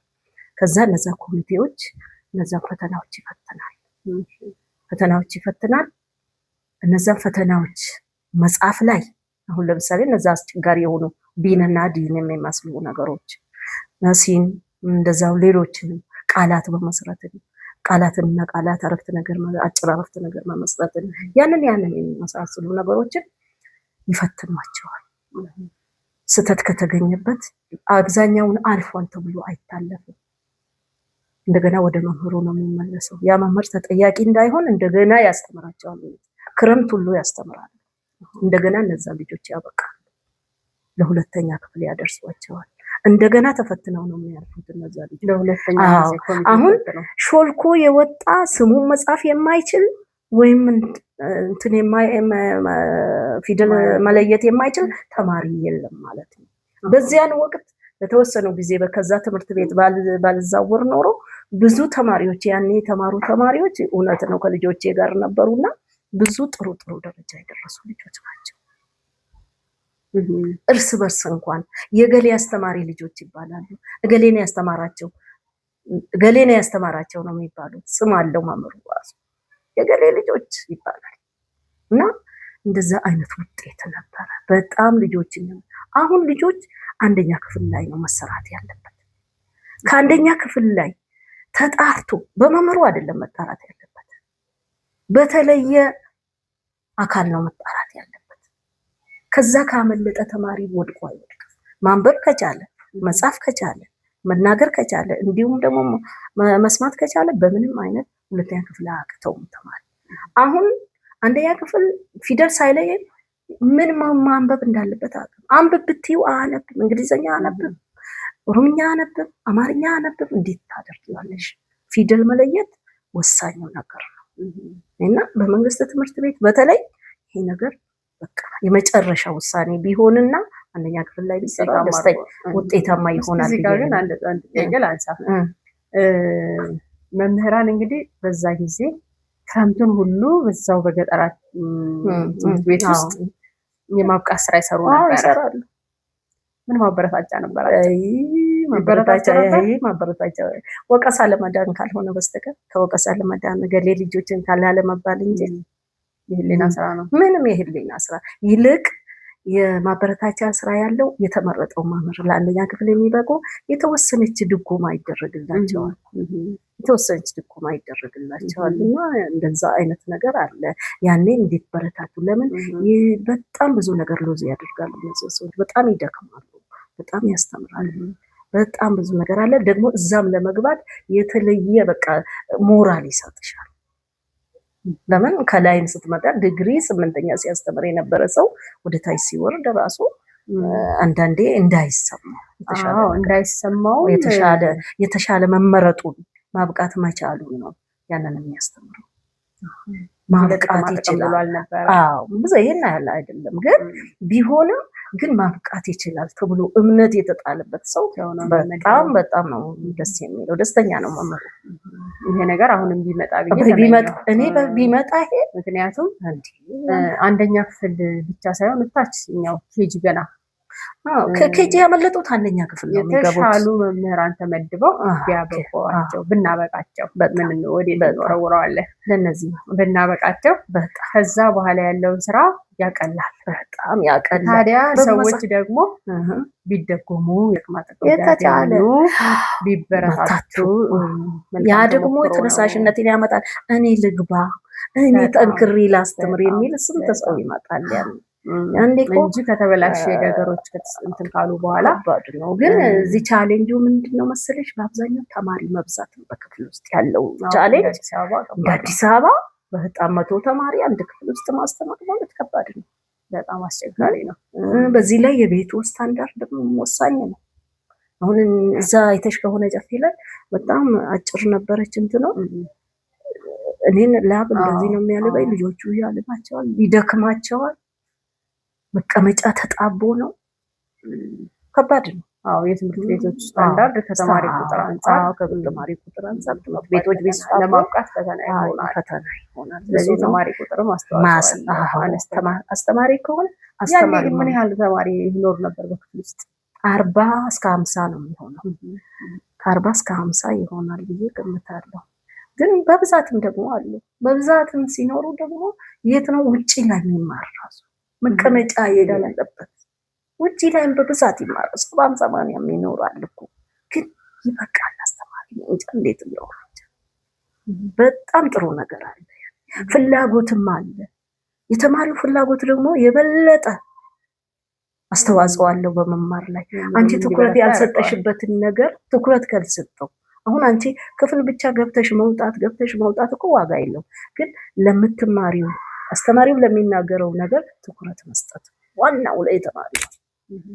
ወላጅ ደግሞ ልጅ በትኩረት ቦታ ሰጥቶት ልጁ ትኩረት አድርጎ ለትምህርቱ ቦታ ሰጥቶ እንዲማር ማባበል፣ ማስተማር፣ መገፋፋት በቃ በሰላምታ በምንም አብሮ በመሆን አይዞህ ከጎንህ ነኝ እና እስቲ አስተማሪው ምን አለ ምን ተናገረ ስለዚህ ጉዳይ ላይ ተብሎ እንኳን እንደ ጫወታ ቢጠየቅ እኮ ትልቅ ነገር አለ። መልሶ የተማረውን ነገር ምን አለ ዛሬ ስለ አስተማሪ ክፋትና ተንኮል ብቻ ሳይሆን የሚነገር ስለምን ተማርከው ትምህርት ንገረኝ ነው መባል ያለበት። አስተማሪው ገሌ ሰደበኝ ገሌ እንዲህ አለኝ እኮ ነው የሚጠየቀው ዛሬ። ልጄ ለምን ተነካ ነው በአብዛኛው የሚለው መምህር። ግን ምን ተማርክ ብሎ የሚጠይቁ ወላጅ ልጁን ሊያበቃ ይችላል። ልጁም ደግሞ ሲማር ጥቅሙን ብቻ አይደለም እውቀቱን ማግኘቱን ነው ማወቅ ያለበት። ምንድነው ገሌ ዛሬ ያስተማረኝ? ምንድነው የተማርኩት? ስለምን ርዕሱስ ጭብጡስ ምንድነው? ለምንስ ይጠቅመኛል? እስቲ ነገር ይሄ ነገር ከኑሯችንም ጋር እኮ ይያዛል ትምህርታችን በአብዛኛው እና ብዙ ነገር አለ። በሳይንስም ብትሄጂ ከኑሯችን ጋር ነው የሚሄደው። በሂሳብም ብትሄጂ ከኑሯችን ጋር ነው የሚሄደው። በቋንቋም ብትሄጂ ከኑሯችን ጋር ነው የሚሄደው። ስለዚህ ትኩረት ብቻ ያለ መስጠት ነው የኛ ችግር፣ የተማሪዎቻችን ችግር። ትኩረት ሰጥቶ አለመከታተል፣ ለጫወታ ቦታ መስጠት፣ ለሶሻል ሚዲያ ቦታ መስጠት፣ አንዳንድ ነገሮች እንደዚህ አይነት ነገሮች አሁን ከህፃንነት ጀምሮ ሞባይል የሚሰጣቸው ልጆች ህፃናት ትምህርቱን ምን አድርገው እንደሚቀበሉት መምህሩን እንደ ድራማ ሰሪ የሚያዩት ይመስለኛል እንጂ በእውነት አይመስለኝም። አስተማሪ ነው ብሎ እንደኛ በደንብ መከታተል አለብኝ ብሎ ተቀምጦ የሚማር ተማሪ በጣም ጥቂት ነው የሚሆነው። እዚህ ጋር የይዤ አሁን ቅድም ሳይሆን ማንሳት የሚፈልገው አለኝ። ቴክኖሎጂ አጠቃቀም ስልኩን ካነሳሽው አይቀር አሁን ትልቅ ፈተና እየሆነ የመጣ ይመስለኛል። ቴክኖሎጂ ለትምህርት ያው ጠቀሜታ አለው። ምንም ሳይንሳዊ ማብራሪያ አያስፈልገውም። ያስፈልጋቸዋል፣ ጥሩ ነው፣ ያስፈልጋል። ግን ትኩረታቸው ለትምህርት ወላጆችስ ልጆችን እንዴት ነው ይሄን ስልክ እንዴት ነው ማስተዳደር ያለባቸው? ስልክ ሰጥተው አንቺ ምናልባት ያኔ ልጆችን ስታሳድጊ እኔ 12ኛ ከጨረሱ በኋላ አለ ፈተና አልነበረ። አሁን ግን ፈተና ነበረ። ከ9 እስከ 12 ሲማሩ ነበረባቸው። ጓደኞቻቸው ሲይዙ መያዝ ይፈልጋሉ። ግን አቅሙም ስለሌለኝ እኔም አላሳየዋቸው መንገድ። አሁን ልጅ ለምናሳድግ እኔን ጨምሮ ወላጅ ለሆኑ እናቶች ትልቅ ፈተና፣ ለመምህራን ጭምር ትልቅ ፈተና። ቅድም እንደ ድራማ ዘር ይሆናል። እውነት ነው እኮ እንደዛ ይሄንን የመሳሰለውን እንዴት ነው እንትና ውጤታማ ሊሆኑበት የሚችለው? መጠችሉት በጎ ጎኑን ቢጠቀሙበት አይከፋም። ግን ምግብ ለማብላት ሞባይል መስጠት ማሳየት፣ ፀጉር ለመስራት ሞባይል መስጠት፣ በፀጉር ተባብለው በፀጉራቸው እነዛ ልጆች የሚያዩት ከባድ ነገር ነው። ያልተፈቀደላቸውን ሁሉ ነው የሚያዩት። በእድሜያቸው ሊያዩት የማይገባቸውን ነገር ሁሉ እያዩ ነው ልጆች የሚያድጉት። ያንን ነገር ደግሞ መንካት ይፈልጋሉ። ስለዚህ ለአደጋ ይዳርጋሉ። ብዙ ችግር ይመጣል፣ በወላጅም በልጆቹ በሀገሪቱ። እና ትኩረት መስጠት ያለባቸው በክፍል ውስጥ ለሚሰጠው ትምህርት ነው። አሁን ሲገቡ እነሱ ስለ ቴክኖሎጂው ነው። ቴክኖሎጂው በጣም አስፈላጊ ነው። ማወቃቸው ጥሩ ነው፣ መያዛቸውን ጥሩ ነው። ግን ለሚጠቅማቸው ነገር አሁን በሞባይል ላይ እንግሊዘኛን እንዴት ያስተምራል? እንዴት አድርጎ እኔ ምን ነው ይሄ ጊዜ እንደው እኔ ቁጭ ብዬ ማማራለሁ እኮ ምን ነው እንደዚህ የተደረደረ እንደዚህ የተከፋፈለን ነገር ድሮ አግኝቼ ቢሆን ነው እንደዚህ በአይነቱ የሚመጣ ነገር። አሁን ለ3ኛ ክፍል፣ ለ4ኛ ክፍል፣ ለ5ኛ ክፍል እንግሊዘኛ፣ ለ5ኛ፣ ለ6ኛ፣ ለ7 በየደረጃው ላሉት አለ። ግን እሱን አይጠቀሙም ልጆች። ማየት የማይገባቸውን ነገር እየተጠቀሙ ነው። ስለዚህ ወላጅ ከህፃንነት ጀምሮ ልጆቹን ማስተማር አለበት። አይገባም አትንኪ ማለት አለበት። ሲገባቸው ደግሞ መድረስ ያለባቸው ማወቅ ያለባቸውን ነገር ይሄንን ማወቅ አለባቸው። ይሄንን እስቲ እንደዚህ አድርግ ማሳይ እነሱ ባሉበት። ከዚያ ውጪ ግን አለማት ለምን ልጆች የሚገባቸውን ትተው የማይገባቸውን እያዩ ባቸው ቦታ ላይ ይገኛል። አይሆን ትኩረት ለትምህርታቸው ይነሳሉ። ትምህርት ያስጣላቸዋል። ለምን ይሄኛው የተሽቆጠቆጠው በቃ በጣም አክቲቭ የሆነው ንግግሩ ምኑ የሆነ ድራማው ምኑ ማየት ስትተው ያንቺን ወሬ አይመለከቱልሽም፣ ትኩረት አይሰጡትም። ኢቭን እኔ ክፍል ውስጥ ሆነ አንድ ጊዜ ምን አጋጠመኝ መሰለኝ? ዛራና ቻንድራ እንትን በፊልም መጥቶ ነበርና ቴሌቪዥን ያላቸው ልጆች ቴሌቪዥን ለሌላቸው ልጆች መጥተው ነው እንደገና የሚገልጹላቸው፣ የማታውን ይተርኩላቸዋል። እና ክፍል ውስጥ ናቸው። ክፍል ውስጥ እያወሩ ነው፣ እኔ እያስተማርኩ እንደዚህ አድርጋ እንደዚህ አድርጋ እሱ እንደዚህ አድርጎ እሷ እንደዚህ አድርጋ ሳይ ድምፅ እሰማለሁ። እኔ ደግሞ ስሩ ብያቸው ብዙ ምንድነው ቲቸር ዛራና ቻንድራ እኮ እየተረከችላት ነው ይላል። ምን ታደርግ? ስለዚህ አንቺ እየሰሙሽ አልነበረ? ይሄ ችግር ነው። አንድ ጊዜ ደግሞ ምን አጋጠመኝ መሰለሽ? ኤርፎን አድርጓል፣ ሰደርያውን አውጥቶ እዚህ ላይ አድርጓል። እኔ ደግሞ ከሰዓት ስለነበረ ደክሞት ነው በቃ ሞቆት ነው ብዬ እችላለሁ። እሱ እኔ ሳስተምር ይላል፣ እኔ ከኔ ጋር መስሎኛል። በእውነት ነው የምልሽ፣ ክፍል ውስጥ ነው እሱ ለካ እየሰማ ያለው ሞባይሉን ነው። ሞባይል ኪስ ውስጥ አለ፣ ኤርፎኑ ጆሮ ውስጥ አለ። በዚህ ላይ ኤርፎኑን በሰደርያው ሸፍኖታል። እዛ መጨረሻ ላይ ነቃሁበት፣ ተቀበሉት። እና ይሄ ሁሉ ምንድነው? ልጆች ወላጆቻቸውን ፍራቻ ክፍል ውስጥ ይቀመጣሉ እንጂ ሂዱ ስለተባሉ ትኩረት ሰጥተው ትምህርታቸውን እየተማሩ ይሆናል። ሞባይሉም ደግሞ ተገዝቶ ያለ ጊዜያቸው ይሰጣቸዋል። ይሄም ለምን ለልጆቹ ህይወት ጥሩ አይደለም። ብዙ ማድረግ መሰነቅ ያለብን ስንቅ አለ ከሱ ሞባይል መሰነቅ ግን እኔ ለወላጆች አልመክርም። 12ኛስ ቢደርሱ ወይም 9ኛም ቢደርሱ እኮ ለትምህርታቸው 8ኛም ቢደርሱ 6ኛም ቢደርሱ እኮ ሞባይል ተቀብለው ለትምህርታቸው የሚያስፈልጋቸውን ነገር የሚወስዱበት አጋጣሚ ኖሮና ቢጠቀሙበት አይከፋም። ደግሞ ይሄንን ማድረግ ያለባቸው ወላጆች አብረው ሆነው እንካ ብለው ሰጥተው ከሆነ ልጆች ወደ ሌላ ይሄዳሉ። አይ እናቴ እንደዚህ አትፈቅድልኝም እንዲሉ ማድረግ ማስቻል አለብን። እኔ እንደዚህ አይፈቀድልኝም። በቃ ስርዓት ካስተማርናቸው ልጆቻችን እኮ የኛን ፈለግ ነው የሚከተሉት። በቃ አንቺ አስተማሪ ያስተማራቸውን እኮ ነው የሚከተሉት። አስተማሪ በላይ ይላሉ። እና እንደዛ ነው ወላጅ ማድረግ ያለበት። እስቲ እናንተ የሚጠቅመ እስቲ የቤት ስራህን መስራት እስቲ ያልተረዳኸው ነገር ካለ ማየት ትችላለህ፣ ግን ለሌላ ነገር አልፈቅድልህም።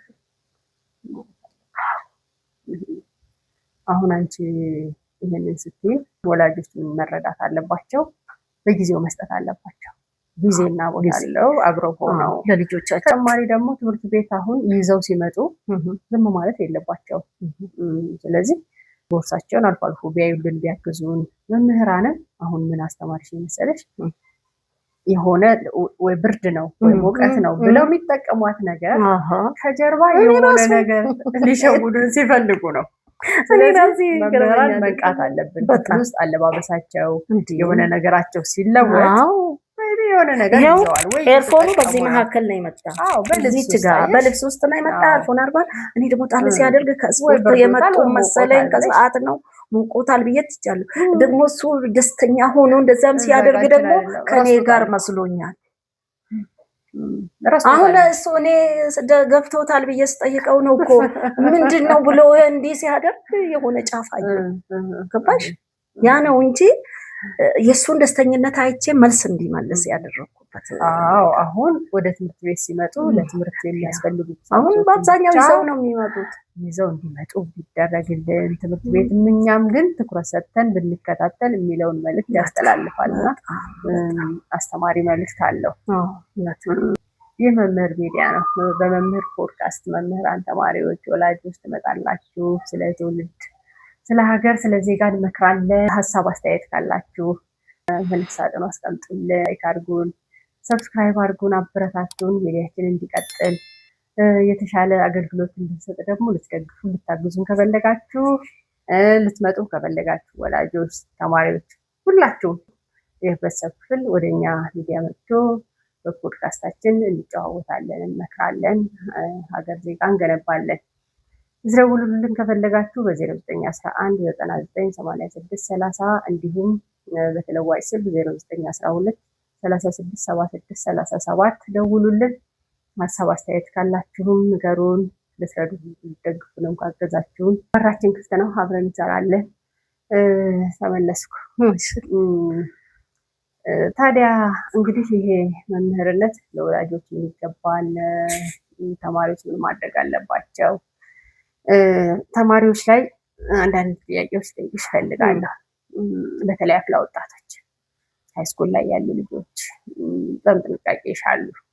መሰረቱ ቅድም ከስር እንዴት ሊስተካከል ነው አል ወደ ሃይስኩል ስንመጣ ደግሞ ልጆች ጎርመስ እያሉ ከወላጆች ጋር ያላቸው ኮሚኒኬሽን ከመምህራን ጋር እንዴት ነው? በተለይ ደግሞ ሴትነትና ወጣትነት እኛ የመረዳት አቅም አለን ብዬ አስባለሁ። እናቶች ነን፣ ሴቶች ነን፣ በእድሜ ደግሞ እንግዲህ አንጋፋዎች ነን። ስለዚህ ሴት ልጆች እንዴት ነው ላይፋቸውን በተለይ በሃይስኩል ራሳቸውን ጠብቀው ጤናቸውን ጠብቀው ሰብዕናቸውን ጠብቀው ውጤታማ ሆነው ለሀገር ነገ መልካም እናት እንደኛው መምህርት በተለያየ የሙያ ዘርፍ እንድናገኛቸው ምን ትያለሽ? ኦኬ ሴት ልጆች ደግሞ በጣም ትኩረት የሚሹ ናቸው እና በዚህ አምናለሁ እና አሁን ካሉበት ቦታ ራሱ ቢነሱ መለወጥ ይችላሉ። ተስፋ መቁረጥ የለም። ተስፋ የሚያስቆርጥ ነገር የለም። ባለቀ ሰዓት እንኳን መለወጥ ይችላል። ይህንን የምልሽ ለምንድን ነው? ትኩረት ሰጥተው ትምህርታቸውን እንዲማሩ ትምህርት እንዲያስቀድሙ ነው። እኔ ለሴቶች የበለጠ ትኩረት ተሰጥቶ ቤተሰብም ትምህርት ቤትም ወላጅም ለሴት ልጆች የበለጠ ትኩረት ለምንድን ነው መሰለሽ? ይሄ ብዙ ጣጣ የሚመጣው በዚህ ነው። ወንዶች ቢጎዱ አንድ ሰው እንደተጎዳ ቁጠሪ። ሴት ከተጎዳች ግን ጠቅላላ ቤተሰቡ እንደተጎዳ ነው የሚቆጠረው እና ጉዳቱ ሸክሙ ለቤተሰብ ለሀገር ነው። ያ እንዳይሆን በቃ ካለበት ቦታ ራሳቸውን ልውጥ አድርገው ትኩረት ሰጥተው የያዙትን ስራ የያዙትን ትምህርት እንዲማሩ ጥረት ማድረግ፣ መምከር፣ የተለያዩ ነገሮችን እድሎችን መማሪያ እድሎችን መስጠት፣ ስልጠናዎችን መስጠት ያስፈልጋል። ይህን ያልኩሽ አሁን አንድ ልጅ አለች ትዝ የሚለኝ 7ኛ ክፍል ተማሪ ነበርኩ። አላቅም እኔ እሷ እንደነገረችኝ ነው፣ አላቃትም ነበሩ። አሁን ነው እንዲሁ ያቺ ልጅ ትሆን እያልኩ ውስጤ እንትን ነው። አንድ ቀን ከቤተ ክርስቲያን ስገባ መኪና የነዳች ልጆቿን ከኋላ አድርጋ የነታን ያጠገባ ቆመችና እኔ ደግሞ ተሳስታ ነው ብዬ እንዲ ቲቸር ብላ ጠራች። ማንሽ ብዬ እንዲህ ሳይ ቲቸር ነኝ ፈልጌሽ ነው ላድርስሽ አለች። አይ ቤቴ ደርሻለሁ አልኳት። አይ ላድርስሽ እችን ራሷን ብትሆን አደርስሻለሁ አለች። እሺ ብዬ እንግዲህ ስታስገድደኝ አንገቡን ታቀኝ ይሆናል ብዬ እሺ አታቀኝም አለችኝ። አላቅሽም አልኳት። እኔ እኮ ገሌ ይባላለሁ እና ከዚህ በፊት በ1998 እንደዚህ ያስተምረሽኛል። 7ኛ ክፍል እንግሊዘኛ ስታስተምሪ ፊውቸር ፕላን የሚል ነበረ እንግሊዘኛ ርዕሱ እና ፊውቸር ፕላናችሁን ተናገሩ እያልሽ ጎበዝ ተማሪውን እየመረጥሽ ስታነሽ ምናምን አየሁና እኔ ደግሞ የፊውቸር ፕላኔ በጣም አደገኛ ነበርና ተጠልካውሽና እኔ በአማርኛ ልናገር ብዬ አስፈቀድኩሽ። እንዴ እሺ አልኳት እና ሁሉም ሲናገሩ በእንግሊዘኛ የሚሰማውም የማይሰማውም እንዳለ የሰባበረ አለዋለች።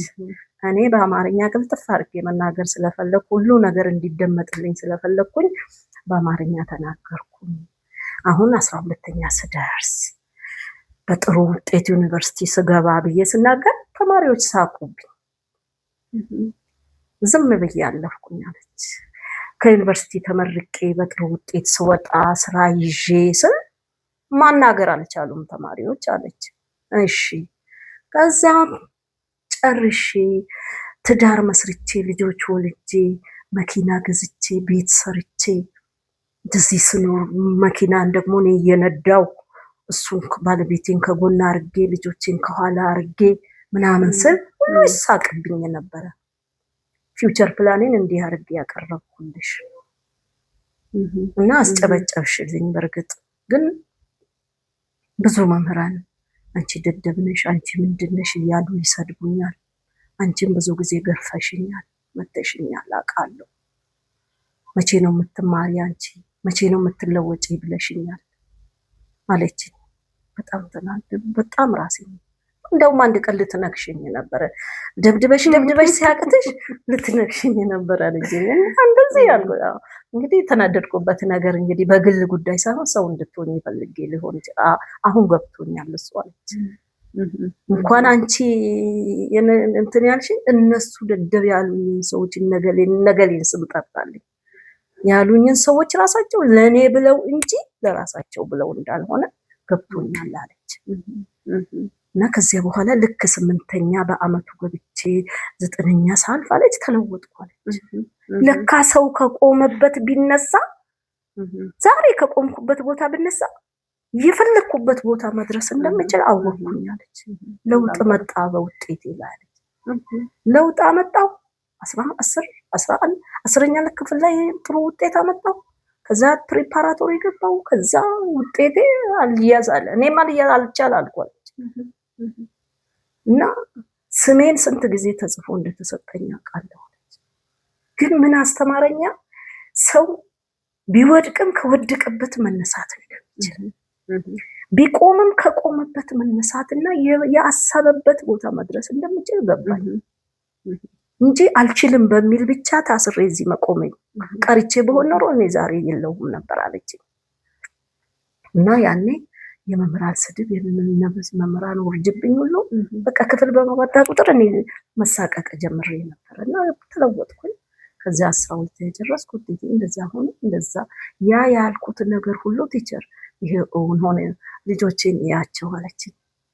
መኪና ገዝቼ እሱ ብቻ ነው ካጠገቤ የሌለው አሁን ለስራ ጉዳይ ስለሌለ እንጂ ይሄው ልጆቼንም መኪናዬንም ስኬታማ ሆኛለሁ። ያልኩት ሁሉ ተፈጽሟል። በእንግሊዘኛ አቅቶኝ ግን በአማርኛ አሳብሌ ልቤን መሻት ገልጫለሁ። ምንም እንትን ስለብኝ አሳክቻለሁ አለች። እና በጣም ነው የማመሰግነው። በጣም አመሰግናለሁ። ለዚህ ሁሉ ነገሌን ሁሉ አግኝቻቸው የሞቱትን ሁሉ ሰው እየጠቀሰች ባገኛቸውና ቅርታ በጠየቅኳቸው እና ሰው እንድንሆን እንደምትፈልጉ እኛ እንድንለወጥ እንደምትፈልጉ ወዳችሁ አይደለም። ልጆቻችሁን ሳትቀጡ ቀርታችሁ ነው። ቤት ውስጥ ሳትቀጠቅጡ ሳትሰድቡ ቀርታችሁ አይደለም። ያለ ምንድነው ሰው እንዲሆኑላችሁ ስለምትፈልጉ ነው። እኛም እንደዛ ነው። እና አንድ መምህር ልጆቹንና ተማሪዎቹን ይለያል ብዬ አልጠብቅም። ልጆቹን ስለሚወዳቸው ጥሩ ደረጃ እንዲደርሱ ይፈልጋል። ተማሪዎቹንም እንደዛው እንጂ ብትፈልግ ተማር ብትፈልግ ተው ማለት ይቻል ነበረ። እኔ ሁል ጊዜ ወደ 1ኛ ክፍል መልስሻለሁ እያልሽኝ የምትፎክሪብኝ ፉከራ ሁሉ 1ኛ ክፍል ወስድሻለሁ የምትይኝ ሁሉ ይታወቀኛል ምናምን አለችና በዛ እቺ ልጅ ታሪኳ ይሄንን ይመስል ነበርና ሴት ልጅ ደግሞ አንዴ ከቆረጠች ከተነሳች ማንም አይመልሳትም እና ከቆመበት ወይም ከወደቀበት መነሳት ካሉበት ቦታ ባይችሉ ከማይችሉበት ተነስተው ወደ መቻል ቢሄዱ ይቻላል፣ መለወጥ ይቻላል፣ ሁሉ ነገር ይቀየራል። እና ይሄንን ነው ብቻ ታርጌት ያደረጉት ጥሩ ነገር ማይመኘትም ቢሆን ታርጌት የሚያደርጉት የሚያዩትን ጥሩ ነገር ቢሆን የሚያዩት ጥሩ ነገር ለጥሩ ነገር ያነሳሳቸዋል። ሰው ደግሞ የተመኘውን አያጡ። ስትመኘው ላቸዋለሁ እኔ ተማሪዎች ጥሩ ነገር ተመኘውላለሁ። ለምን በመጽሐፍ ተጽፏል። የተመኘውን አያጣ። ጥረታቸውን ምኞታቸውን እንዲሳካ ጥረት ይታገሉበት። በቃ እንደዛ ብዬ አበረታታቸው ነበርና እቺ ልጅ ይሄው አሁን ራሱ ለስፔሻላይዜሽን ህንድ ሀገር እሄዳለሁ ምናምን አለችኝ። እኔ እንግዲህ አላውቅም እና ከዚያ በኋላ አንድ ጊዜ አግኝቻታለሁ። የሚገርምሽ እናቃቸውም ሲያድጉ በጣም እኔ ምንም አይቻትም አላውቅም። እኔ አይቻት የማውቅ አይመስለኝም ልጅቷን ራሱ። ኧረ እኔ ትልቅ ነበርኩ 7ኛ ክፍል ስማር ትለኛለች። እና እስከዚህ ድረስ ነው እና እናስተውልም። እኛ በብዙ ሰው ቤተሰብ ውስጥ ሁሉ አለን እና ጥሩ ያኔ ይመስለናል። አሁን አንድ ልጅ አለ። አሁንም ደግሞ የቀን ስራ ነው የሚሰራ። በራሱ ያጣውን በልጆቹ ማግኘት ይፈልጋል። ምን ነው ቲቸር ያኔ እኔ እንደዛ ስባል አርፌ በተማርኩ ኖሮ ያን ጭንቅላት ይዤ ደግሞ ጭንቅላቱ በጣም ብሪሊየንት የሆነ ልጅ ነው። በቃ ግን የቤተሰብ ችግር ስላለ ቤተሰብ ረዳለው እያለ ጋሪ ሲነዳ ምን ሲል ዘው ወድቆ ይቀር። እድሜውም ሄዳ አገባ፣ ልጆች ወለደ። አሁን ለልጆቹ የሚሆነውን ብታይ እያንዳንዷን ነገር ክትትሉ አንተ አልኩት አጋጣሚ ሆኖ እቀርበው ነበርና አገኘው ነበር። ሰው ወጣ ስገባ ሁሉ አገኘው ነበር።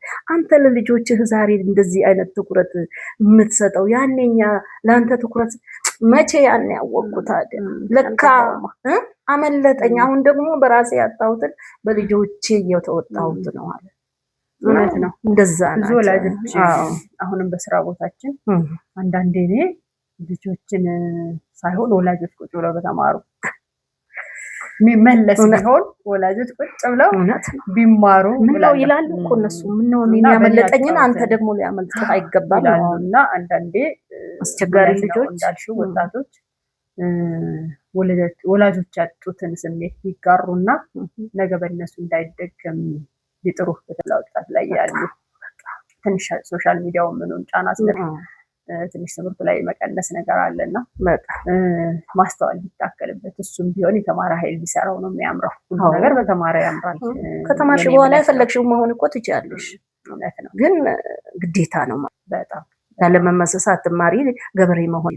በአሁኑ ሰዓት ወደፊት በእኛ ሀገር ራሱ ያልተማሪ ይኖራል ብዬ አልገምትም። አሁን ምኑን ፕሮሰሱን እንዴት እንደሚሰራ ሁሉን ነገር መማር ያለበት ይመስለኛል። ለምን እያደገ እየሄደ ነው። በተማሪው ነው የሚያምረው። እያደገ እየሄደ ነው፣ እየተለወጠ ነው። እንደ ድሮ በዚህ በግብርና በበሬ ብቻ አርሰን የምንበላ አይነት ነገር ይችላል። ጠንካራ ገበሬ ልንሆን እንችላለን። የተማረ ገበሬ መሆን ይቻላል። የተማረ ነጋዴ መሆን ይቻላል። የተማረ ማንኛውንም ነገር የሚሰራ ሊሆን ይችላል። ስለዚህ መማር ነው። አሁን ጊዜው የመማር ጊዜ ነው። የመስራት ጊዜ ደግሞ ይመጣል አይደል እንዴ? የመማሩ ጊዜ ካለፈ በኋላ የመስራቱ ጊዜ ደግሞ ቢመጣ ዋጋ በምን ይሰራል? እውቀት ይፈልጋል። የከዚህ በፊቱ እውቀት አይሰራም። አየሽ፣ ድሮ በተለምዶ ነው የምንሰራው። አሁን ግን በተለምዶ አይሰራም። አዎ፣ ፋብሪካ በተለምዶ አይሰራም ወደፊት። እርሻ በተለምዶ አይሰራም ወደፊት። እየተለወጠ ይሄዳል።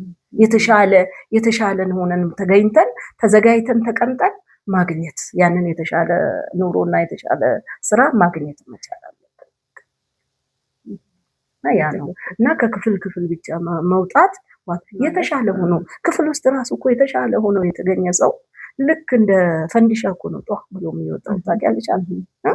የተሻለ ስራ የሰራ ሰው የተሻለ ቦታ ያው እንግዲህ በዝንግምተኛ ሄደም ደግሞ ላይፉም እንደዛ ይሆናል እና እንደዛ እንዳይሆን ተሽሎ መገኘት በቃ የተሻለ ነገር ከሆነ ተሽለሽ ከተገኘሽ ውጤትሽ የተሻለ ከሆነ አሁንም ትወጫለሽ። አሁንም ስራ አለ። በማስተማር ታሪኮች ነው እየነገርን ያለ። አሁንም ስራ እሺ፣ እየተከታተላችሁ ስለሆነ እናመሰግናለን። ሰብስክራይብ፣ ላይክ ማድረግ እንዳይረሳ። እንቀጥላለን። አሁንም አልጨረስንም፣ አብራችሁ ቆዩ። እንግዲህ እያጠናቀቅንም ስለሆነ አሁን ይሄ 40 ምናምን ዓመት እንግዲህ በጣም ረዥም ጊዜ አመት በስራ ላይ ቆይተሽ አሁን ረፍት ላይ ነሽ። እንደው ዝም ብሎ ቁጭ ነው ማረፍ ነው? ምን አለ የምትሰሪው የምትዝናኝበት ነገር አለ? አሁን አንዳንድ ነገሮችን እየሰራሁ ነው። ቤተሰብን በማደራጀትም የሆነች ኪዮስክ ነገር ይሄ ላሜራ ነገር ምናምን ያደረኩ አንዳንድ ስራዎችን ለመስራት እቅድ አለኝ። እንቀሳቀሳለሁ። አንዳንዴም ደግሞ በእንትንም እሰራለሁ።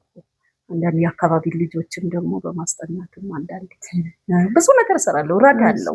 ተማሪዎችን በተለይ የቸገራቸውን ነገር ጠይቁኝ እላቸዋለሁ። ከጠየቁኝ ደግሞ ሰብስቤ የማስተምራቸው አሉ እና እንደዛ አይነት እርዳታም አደርጋለሁ። አሁን በእንግሊዝኛ ላይ በተለይ በጣም እየሰራሁበት ነው። አሁን በግል ስራዬን እየሰራሁ ነው።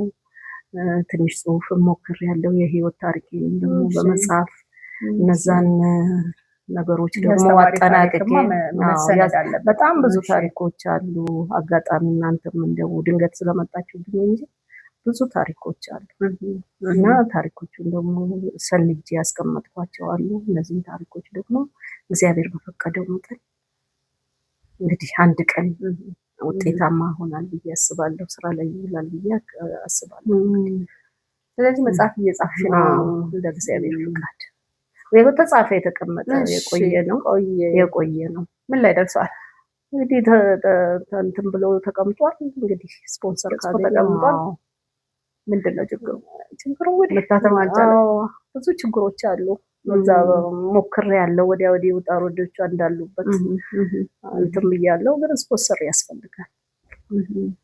ይሄን ችግር አለበት። እንግዲህ በጣም ብዙም አይደለም ነገሩ፣ ይሄን ያህል እንትን የሚል አይደለም። ወደፊት ደግሞ ለእግዚአብሔር ፍቃድ ይሳካል ብዬ አስባለሁ። እስኪ ለተመልካቾቻችን ተማሪዎች ይኖራሉ፣ አብሮ አደጎች ይኖራሉ፣ አሁን ደህና ቦታ ላይ ያሉ ሰዎች ይኖራሉ። ምን ታስተላልፍ? እንግዲህ እንደው በዚህ ነገር ሊረዳኝ ያሰበ ሰው ካለ በጣም እግዚአብሔር ይስጥልን፣ ዌልካም እላለሁ። እኔ ላስተላልፍ። አንቺ እንዴት ነው ፈራሽ? ሰው እንግዲህ መምህርት አዲሷ እንግዲህ ያስተማረቻቸው አብራችሁ ያደጋችሁ የተሻለ ቦታ ያላችሁ እኛ መምህራን ነን፣ ብር የለንም ታወቃል። መጽሐፍ ለማሳተም አይደለም አንድ መጽሐፍ ገዝቶ ለልጆቻችን መስጠት ይከብደናል እና አሁን እንደሰማሁት በጣም ትልቅ ነገር ነው። ብዙ ታሪካዊ ነገሮች በህይወትሽ ውስጥ አልፈዋል። ይሄንን አብራችሁ ያሳለፋችሁት ታሪክ በመጽሐፍ ተሰንዶ ተቀምጧል። ኤዲቲንጉም አልቋል። ማሳተም ብቻ ነው የቀረኝ እያለችን ነው። ስለዚህ አቅሙ ያላችሁ እንግዲህ በእኛ ሚዲያ ስም ፖድካስት ስም አድራ ማለት ፈልጋለሁ። እንግዲህ መጽሐፉ ታትሞ ደግሞ ተመልሰን ሲመረቅ ተመልሰን እርግጠኛ ነኝ እንገናኛለን። እድሜ ይስጠን። ይሄንን ለማድረግ ፈቃደኛ የሆናችሁ በእኛ ኮንታክት ያርጉሽ ወይስ ተረባንቺ እናንተ ቢሆን ጥሩ ነው። ስለዚህ መምህርትን ለማገዝ ከፈለገ ስልክ አስቀምጥ 0917 80 71 26 በዚህ የደወላችሁ ሀሳብ አስተያየት አይዞሽን ምን ላይ ደረሰን በሏት። ደስ ብሎኛል በነገራችን ላይ። እሺ አሁን እንግዲህ ወደ መጨረሻው የደረስን ነው። አሁን ምን ያስደስትሻል? እንግዲህ በዚህ የእረፍት ጊዜሽ መጽሐፍ? ስራ ነው የሚያስደስተኝ፣ መንቀሳቀስ፣ ስራ መስራት ያስደስተኛል። አሁንም ገና ነኝ እኮ እያልሽ ነው። ስራ መስራት ያስደስተኛል፣ መቀመጥ አያስደስተኛል። አሁን እኔ ግን ሳይሽ በቃ ያለ ጊዜሽ ነው የወጣሽው። 2 ዓመት ሁሉ የሰራሽ እኮ አይመስልም ነገር። ታዲያስ አብረን የተወሰነ ጊዜ ሰርተናል። ከኛ በጣም የተሻለ እኮ ኢነርጄቲክ ነሽ እኮ። እኔ ከ12 ሰዓት በፊት ነው የምነሳ። አሁንም ቢሆን በጣም ጠንካራ እንደሆንሽ ቀላል እያየሁ ነው። እግዚአብሔር ስሪ ቢልሽ እንዴት ነሽ? ሎዱ ስለበዛብኝ እንጂ 1 2 3 ተወዳድሬ ነበር። ክረምት እንደው ትንሽ ስቲል 24 ክፍለ ጊዜ እስከ 30 ነው የሚከበደሽ።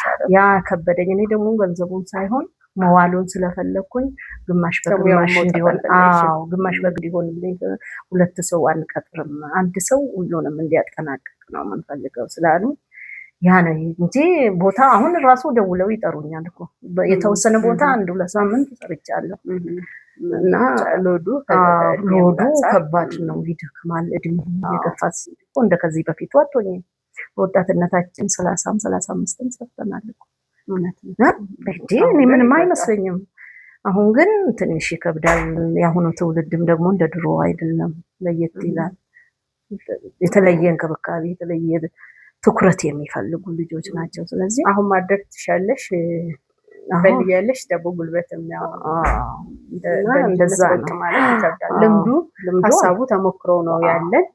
በመጽሐፍ መሰነድሽ ደግሞ በጣም ትልቅ ነገር ነው። እሱ ሆኖ ማየት ያው እንፈልጋለን አደራም ማለት ፈልጋለሁ። እስኪ ምናልባት እኔ በጥያቄ ያልዳሰስኩት ያላነሳሁት መናገር ፈልጋለሁ፣ ማስተላለፍ ፈልጋለሁ፣ ለትውልድ ይጠቅማል የምትይው ነገር ካለሽ እንትን ሰጠሽ? እኔም እንትን ማለት የምፈልገው አሁን ለውጤታማነት ለተማሪ ውጤታማነት የኛ እገዛ አስፈላጊ ነው። የመምህራን እገዛ፣ የወላጅ እገዛ፣ የማህበረሰቡ እገዛ አስፈላጊ ነው እላለሁ። ግን ያ እገዛ በምን መልክ መሆን አለበት የሚለውን ስናይ እኛ አሁን ለተማሪዎቻችን ፈተና መስራት ማለት ለእኛ በጣም ሼም ነው፣ ደስ አይልም። ለራሱ እንዲሰራ በምን መንገድ እንደሚሰራ ማሳየት ነው እኛ ስራ። ወላጅም እንደዚያው ነው። ወላጅም የተለያየ ተጠቅሞ ተማሪው ፈተናውን እንዲያልፍ ሳይሆን ጥሩ ለራሱ እንዲመልስ እንዲያውቁ እንዲመልስ ማድረግ ይቻል እንጂ የተለየ አሁን በትምህርት ቤቶች መካከል ያለ ውድድር አለ። ያ ውድድር ትምህርቱን እንዲወድቅ ያደርገዋል ብዬ ሰጋለሁ። አድርጓልም ደግሞ ለማርክ ብቻ እንዳይሆን ለማርክ ብቻ ይሄ ትምህርት ቤት ይሄን ያህል ተማሪ ያሳለፈ የትምህርት ቤት በዚህ ውድድር ውስጥ ያለን ተማሪ ደግሞ እውነት ተማሪ ሰርቶ ሳይሆን ተደጉሞ ሳይሆን ሌላም የማይሆን ነገር ውስጥ ያከተዋል። አንዳንድ ነገሮች የማይመቹ ነገሮች ሊፈጠሩ ይችላሉ።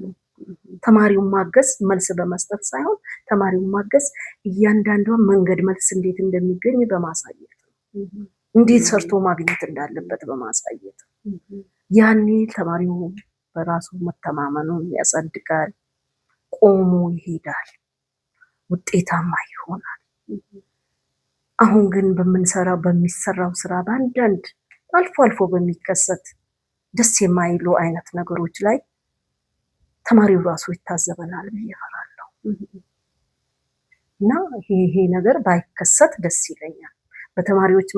በትምህርት ቤቶች መካከል ባለው ውድድር ደግሞ ውስጥ በሚሰራው ስራ ውጤታማ ስራ እንጂ ይህን ያህል ተማሪ አሳለፈ ይህን ያህል በላዩ ላይ ባለው ቁጥር መሆን የለበትም። ውስጥ ገብቶ ምን ሰርቷል የሚለውን ቢታይ ነው። ምን ሰርቶ ነው እነዚህ ልጆች ያሳለፈው? እንዴት ነው ያስቻላቸው? ከነዛ ውስጥስ ሞዴል መውሰድ እስቲ እነዚህን ተማሪዎች በምን አይነት ሁኔታ ነው ለዚህ በውጤት የበቁት የሚለውን ተማሪዎቹ ማየት ራንደምሊ ቢያዩዋቸው። እንደዛ ካልሆነ በስተቀር ይሄ ውድድር ጤናማ ተማሪን አይፈጥርም። ለምን እኔ ማሳለፍ እፈልጋለሁ፣ ትምህርት ቤቴ እንዲልልኝ እፈልጋለሁ። አንቺም ትምህርት ቤትሽ አንደኛ እንዲወጣ ትፈልጊያለሽ። አንቺም ትምህርት ቤቱን እንደዛ ነው የሚፈለገው። ለዛ ደግሞ ያልሆነ መንገድ መፍትሄ ሆኖ ይታየናል። የማይመች መንገድ ይሄ መፍትሄ ይሆናል ብለን እናስባለን። ያ እንዳይደረግ ነው ማድረግ ያለብን እና ይሄ ነገር ባይከሰት ይህንን የራሱን ዘዴ የራሱን ጥበብ ሊጠቀም ይችላል መንግስት ብዬ ነው የማስበው። ይህንን የሚለይበትን ጥበብ በቁጥር ሳይሆን የራሱ የውስጥ ጥበብ ተጠቅሞ አንድ ነገር ማድረግ አለበት የሚል ሀሳቤ ነው ያለኝ። እሺ እናጠቃልል እንግዲህ በመጨረሻ እንግዲህ በህይወትሽ ውስጥ ያው መቼም ደስታ ምንም አለ በህይወታችን ውስጥ አብረውን የሚያልፉ ሰዎች አሉ።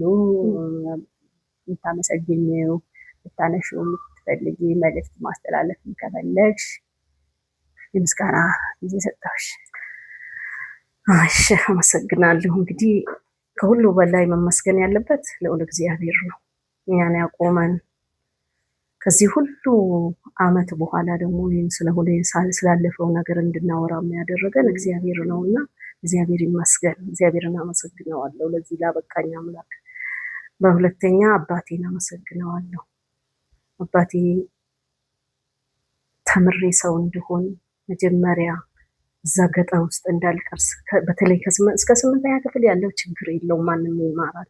ግን 9ኛ ክፍል ሳልፍ እዛ እንዳልቀር በእግሩ በፈረስ በምን አድርጎ እኔን አጣጥሮ ትምህርት ወዳለበት አካባቢ አምጥቶ ትምህርት እንድማር ያኔ የተማረ ሴት ራሱ በጣም ጥቂት በነበረበት ጊዜ ነው እንግዲህ እና ከዛ አውጥቶ ጓደኞቼ እዛ ቀርተው እያለ እኔን አውጥቶ ተምሬ ሰው እንድሆን ስላደረገ እግዚአብሔር ከእግዚአብሔር በታች እሱን አመሰግናለሁ። ነፍሱን በአጸደ ገነት ያኑርልኝ እላለሁ። እዚያ ወንድሞቼን ቤተሰቦቼን በሙሉ እኔ አጋዥ የሆኑኝ ስደክም የሚያበረቱኝ ስወድቅ የሚያነሱኝ እጅግ በጣም ውድ የሆኑ ወንድሞች አሉ። ጥሩ ጥሩ ነገር ሀሳብ ያላቸው እነዛን እግዚአብሔር ይባርክልኝ። እዛው ቀጥሎ ልጆቼ እግዚአብሔር ይባርክልኝ። የተባረኩ ናቸው። መናገራቸውን የሚሰሙ መናገራቸውን የሚቀበሉ የሚያምኑ ናቸውና እግዚአብሔር እነሱን ደግሞ ፍጻሜያቸውን እንዲያሳምር ለኔ የሰጠውን እድሜ እንደነሱ እንዲሰጣቸው ይህንን እመኝላቸዋለሁ። ሁሉንም አመሰግናለሁ። በአካባቢው የነበሩ ሰዎች ብዙ ናቸው። በተለይ በገጠር እያለን በወረዳ እያለን በገጠር በከተማም እያለን ብዙ አጋዦች ነበሩ። እኔ ወልጄም እንኳን ልጆችን በማሳደግ ጥዬባቸው የሚሄድባቸው ቤተሰቦች ሁሉ ነበሩኝና ልጆችን ለማገዝ እንኳን በጣም ብዙ ዋጋ የከፈለች ጎረቤቴ ነበረች። ብዙ ሰዎች አሉ በህይወቴ ውስጥ እግዚአብሔር ይመስገን። በጣም ነው የማመሰግናቸው። በጣም እሺ። በመጨረሻ ግጥም መሰናበቻ ካለሽ ማበጭ? እሺ አለ ሞልቷል። እሺ ይሄ ከእንስሳት አገልግሎት ከሚለው መጽሐፍ ውስጥ ነው። ይሄ ደግሞ እሱ የአራተኛ ክፍል የአማርኛ መማሪያ መጽሐፍ ነው። እንስሳት አገልግሎት ይላል ራሱ ርዕሱ መጽሐፉ ራሱ እንዳለ የእያንዳንዱ ርዕስ እንስሳ የቤት እንስሳ በሙሉ አለበት። እሺ ከዚያ ውስጥ ላም አለች። ተመስገን አምላኬ የእንስሳት ፈጣሪ በረቂቅ ስልጣን ሁሉን አሳዳሪ በደመ ነፍስ ሕይወት እኛን መፍጠርህ እንዲመሰገን ነው ቅዱሱ ስምህ።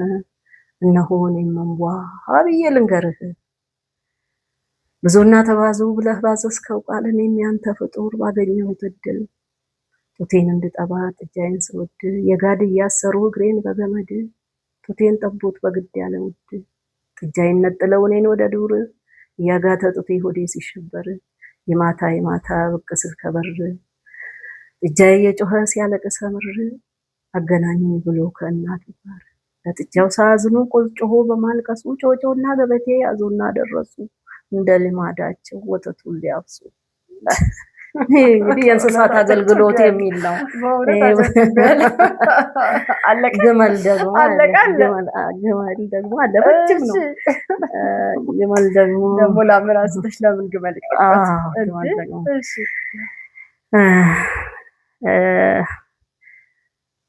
ግመል ይላል።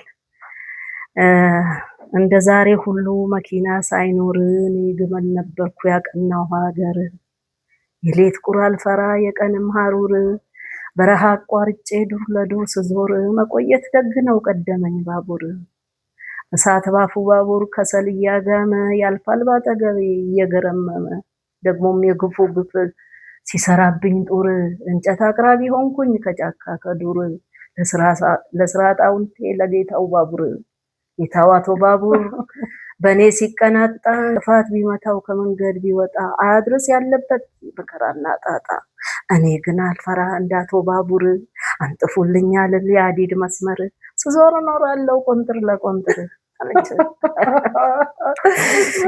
ደስ በጣም ግሩም ነው። ገሰልሽና እንግዲህ አንድ ድገሚንና ይበቃናል። እሺ የድመቷ ናት? የድመቷ አለች። የድመቷ ደግሞ ድመትና የአይጥ ግልገል ይላል። የትም የትም ቢሆን ሄዳ የማታውቅ አንዲት የአይጥ ግልገል ደጅ የምትናፍቅ እናቷ ሳታያት ተደብቃ ወጥታ ከጎሬው አርቃ ስትዞር ቆይታ ተመልሳ መታያየችውን ሁሉ ለእናቷ እንዲህ ብላ ነገረቻት አሉ።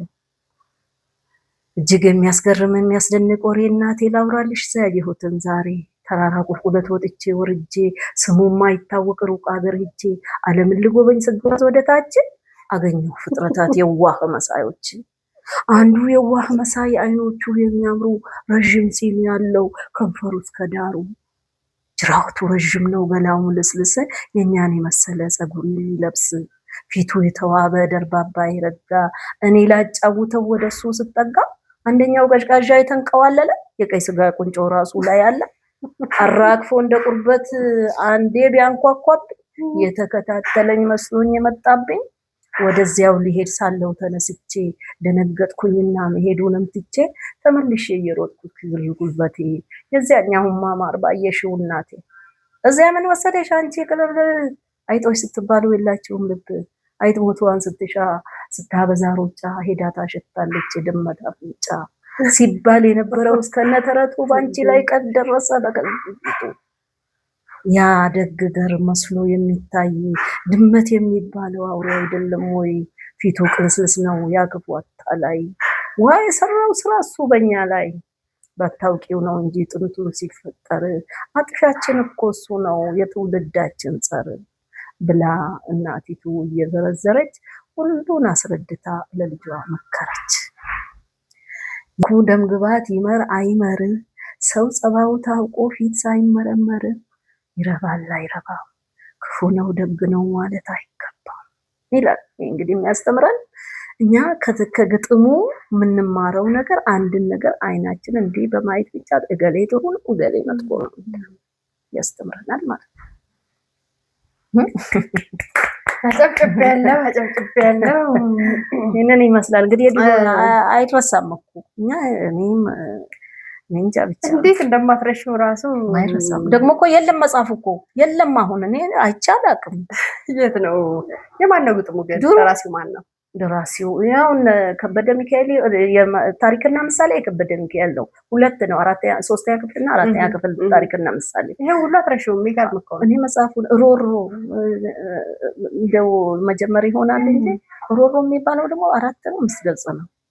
አቻምና ቅዳሜ በክረምት ወራት የጣሊያን ተወላጅ ሁሉ የሚሉት ልዩ ልዩ ወሬ ስንጨዋወት በሰው ዘር መካከል ያለ ልዩነት እንዲህ ነው ሲላመጣ እኛ ፋሽስቶች ወግ ስናወጣ በጣሊያኖችና በባበሾች መካከል አብሮ መብላትና ጋብቻን መከልከል ለብቻ መወሰን ነው የጥቁሮቹን መንደር። ይህን የመሰለ ሌላም ብዙ ነገር በአይነቱ ሌሎችን መዘርዘር ነው። ጣሊያን ባበሻ ላይ የበላይነቱን የሚያሳይበትን ስትዳል ስርዓቱን ግን እናንተ አበሾች እንዲህ መደረጉ ክብራችሁ መውረዱ ከጥንት ማዕረጉ እኔም የአያት ቅድመ የመጣው ርስቴን እኔ እዚህ ተወለድኩ አባቴ እዚህ ሞተ በማለት ብቻ ነው። ግን አስተውለ ብታመዛዝነው ኃይለኛ እየሄደ ያስገብራል የትም መሬት የሁሉ ናት ባለቤት የላትም ብሎ እሱ እንግዲህ ሲያወራን እሱ ረጅም ነው፣ በጣም ረጅም ነው። እንግዲህ መጽሐፏን ገዝታችሁ ታዳምና ማን ያውቃል እግዚአብሔር ግጥም ብዙ አለው ጣል አድርጌበታል። ብዙ ነው። ምን ልበልሽ በቃልሽ ይሄን ያክል ይዞ ከስንት ዓመት በፊት የሆነ እየተማርሽበት እንግዲህ ተመልከች። አድናቆታችን መቼም ብዙ ሰው አድናቆቱን ኮሜንት ላይ እንደሚጽፍልን እርግጠኛ ነኝ። እንትን ደግሞ አለ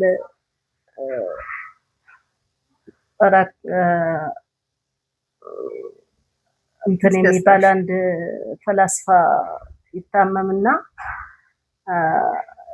ስቃውን በልቶ ባልጋ ላይ ቆይቶ ይሞታል።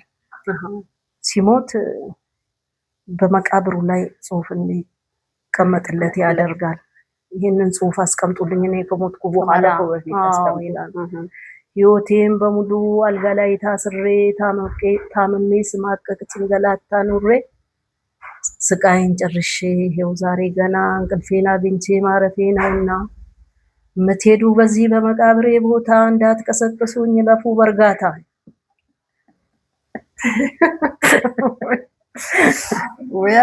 እና አልፎ አልፎ ነው እኮ መጽሐፉ በሙሉ አለ።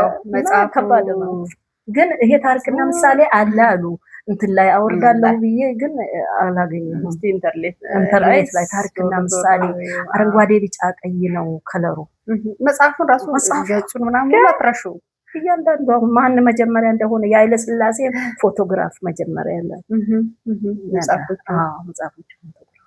እኔ እኮ 64 ነው ትምህርት ቤት የገባሁት 65 66 67 66 እና 67 ተምሬዋለሁ።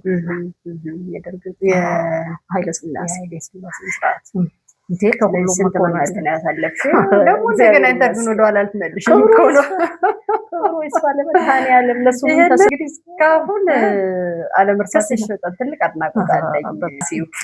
ጽፋለሁ ጊዜ እንደሆነ ያልፋል። ለትውልድ የሚተርፍ ነገር እንግዲህ ከመምህራን የሚጠበቀው መጽሐፍ ነው። ይሄን የትርፍ ጊዜ ሰዓትሽን ብዙ መጽሐፍቶችን እየጻፍሽ እኔም አልደክምም እስቲ እንደ ጓደኛ የምታገኙም አልደክምም እየመጣን እንጽፋለን፣ ኢንተርቪው እናደርጋለን። መጽሐፍሽ ደግሞ ታትሞ ገበያ ላይ ውሎ ተጠቃሚ ሆነሽ መጦሪያሽን የምታገኝ ደስታችን ነው። ቅድም መልዕክቱን አስተላልፈናል። እርግጠኛ ነኝ ያው መልዕክቱ የደረሳቸው ሰዎች በርቺ እንደሚሉሽ እርግጠኛ ነን። ደግሞ መጨረሻ ላይ ማመስገን አመስግኝ ሳላመሰግን የማላልፈው የአዲስ አበባን አስተዳደር ነው። ያው ይህን ቤት ስለሰጠኝ በድጋሚ አመሰግናለሁ። ለመምህራን አሁንም ቆሙ ነው ማለት መምህራን ተጎድተዋል። ምክንያቱም እኔ የዛን ቀን ደስታዬ እስካሁን ድረስ ደስታው ከልቤ ውስጥ ፍላቱ አላለቅ። ለምን የሌላው ደግሞ ከዚህ የሚበልጣል። እኔስ ልጆቼ ደርሰው ተጠግቻለሁ። ምንም መጠጊያ የሌለው ደግሞ ስንታል እኔን እንዲህ ያስደሰተኝ እነዛን ደግሞ እንዴት ያስደስት። ለሁሉም ደስታው የተነሳ በጣም እሱ ነው ደስ የሚለኝ ከሁሉ በላይ መምህራን እንዳይጎዱ። ደህና ጭንቅላት ካላቸው በምን ተአምር እኮ ስራቸውን ይወዳሉ መምህራን። እኔ መምህር እንዴ በጣም ነው የምሰራው። ማንም ሰነፍ መምህር የለም የተናደደ ካልሆነ በስተቀር። ንዴት ደግሞ በዚህ ይመጣል። ተስፋ መቁረጥ ይመጣል። ለሌሎቹም ደግሞ ወደ ትምህርት ወደ መምህርነት እንዳይመጡ ብዙ እንቅፋት የሚሆነው የኛ ኑሮ አለመመቻት። የአስተማሪ ኑሮ የተመቻቸ ቢሆን ጽድት ያለ ኑሮ እኛ ብንኖር ሌላውም እንዲህ አይነት ኑሮ ለመኖር ብሎ መምህር ካልሆንኩ ይላል። ያንን ነው መታሰብ ያለበት። ፕሮግራማችን ይህንን ይመስል ነበረ። አብራችሁን ስለሆናችሁ እስካሁን ስለተከታተላችሁ ሁሉ እያመሰገንኩ እኔ መምህርት በላይነሽ ዳኘው ነበርኩኝ። አብሬያችሁ የቆየሁት በመምህር ፖድካስት ሁላችሁም ትመጣላችሁ። መምህራን፣ ተማሪዎች፣ ወላጆች ስለ ትውልድ እንመክራለን መልእክታችን ነው። ልትመጡ የምትፈልጉ ከስር ባለው ስልክ እየደወላችሁ ሀሳብ አስተያየታችሁን ስጡን።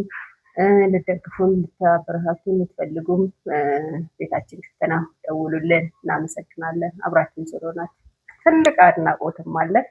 መምህር እናመሰግናለን። በጣም አመሰግናችኋለሁ። በጣም እንደው ይጠቅማል ብላችሁ እንደው ሀሳቤንም ለመቀበል እናንተ እዚህ ድረስ በመምጣታችሁ በጣም አመሰግናለሁ።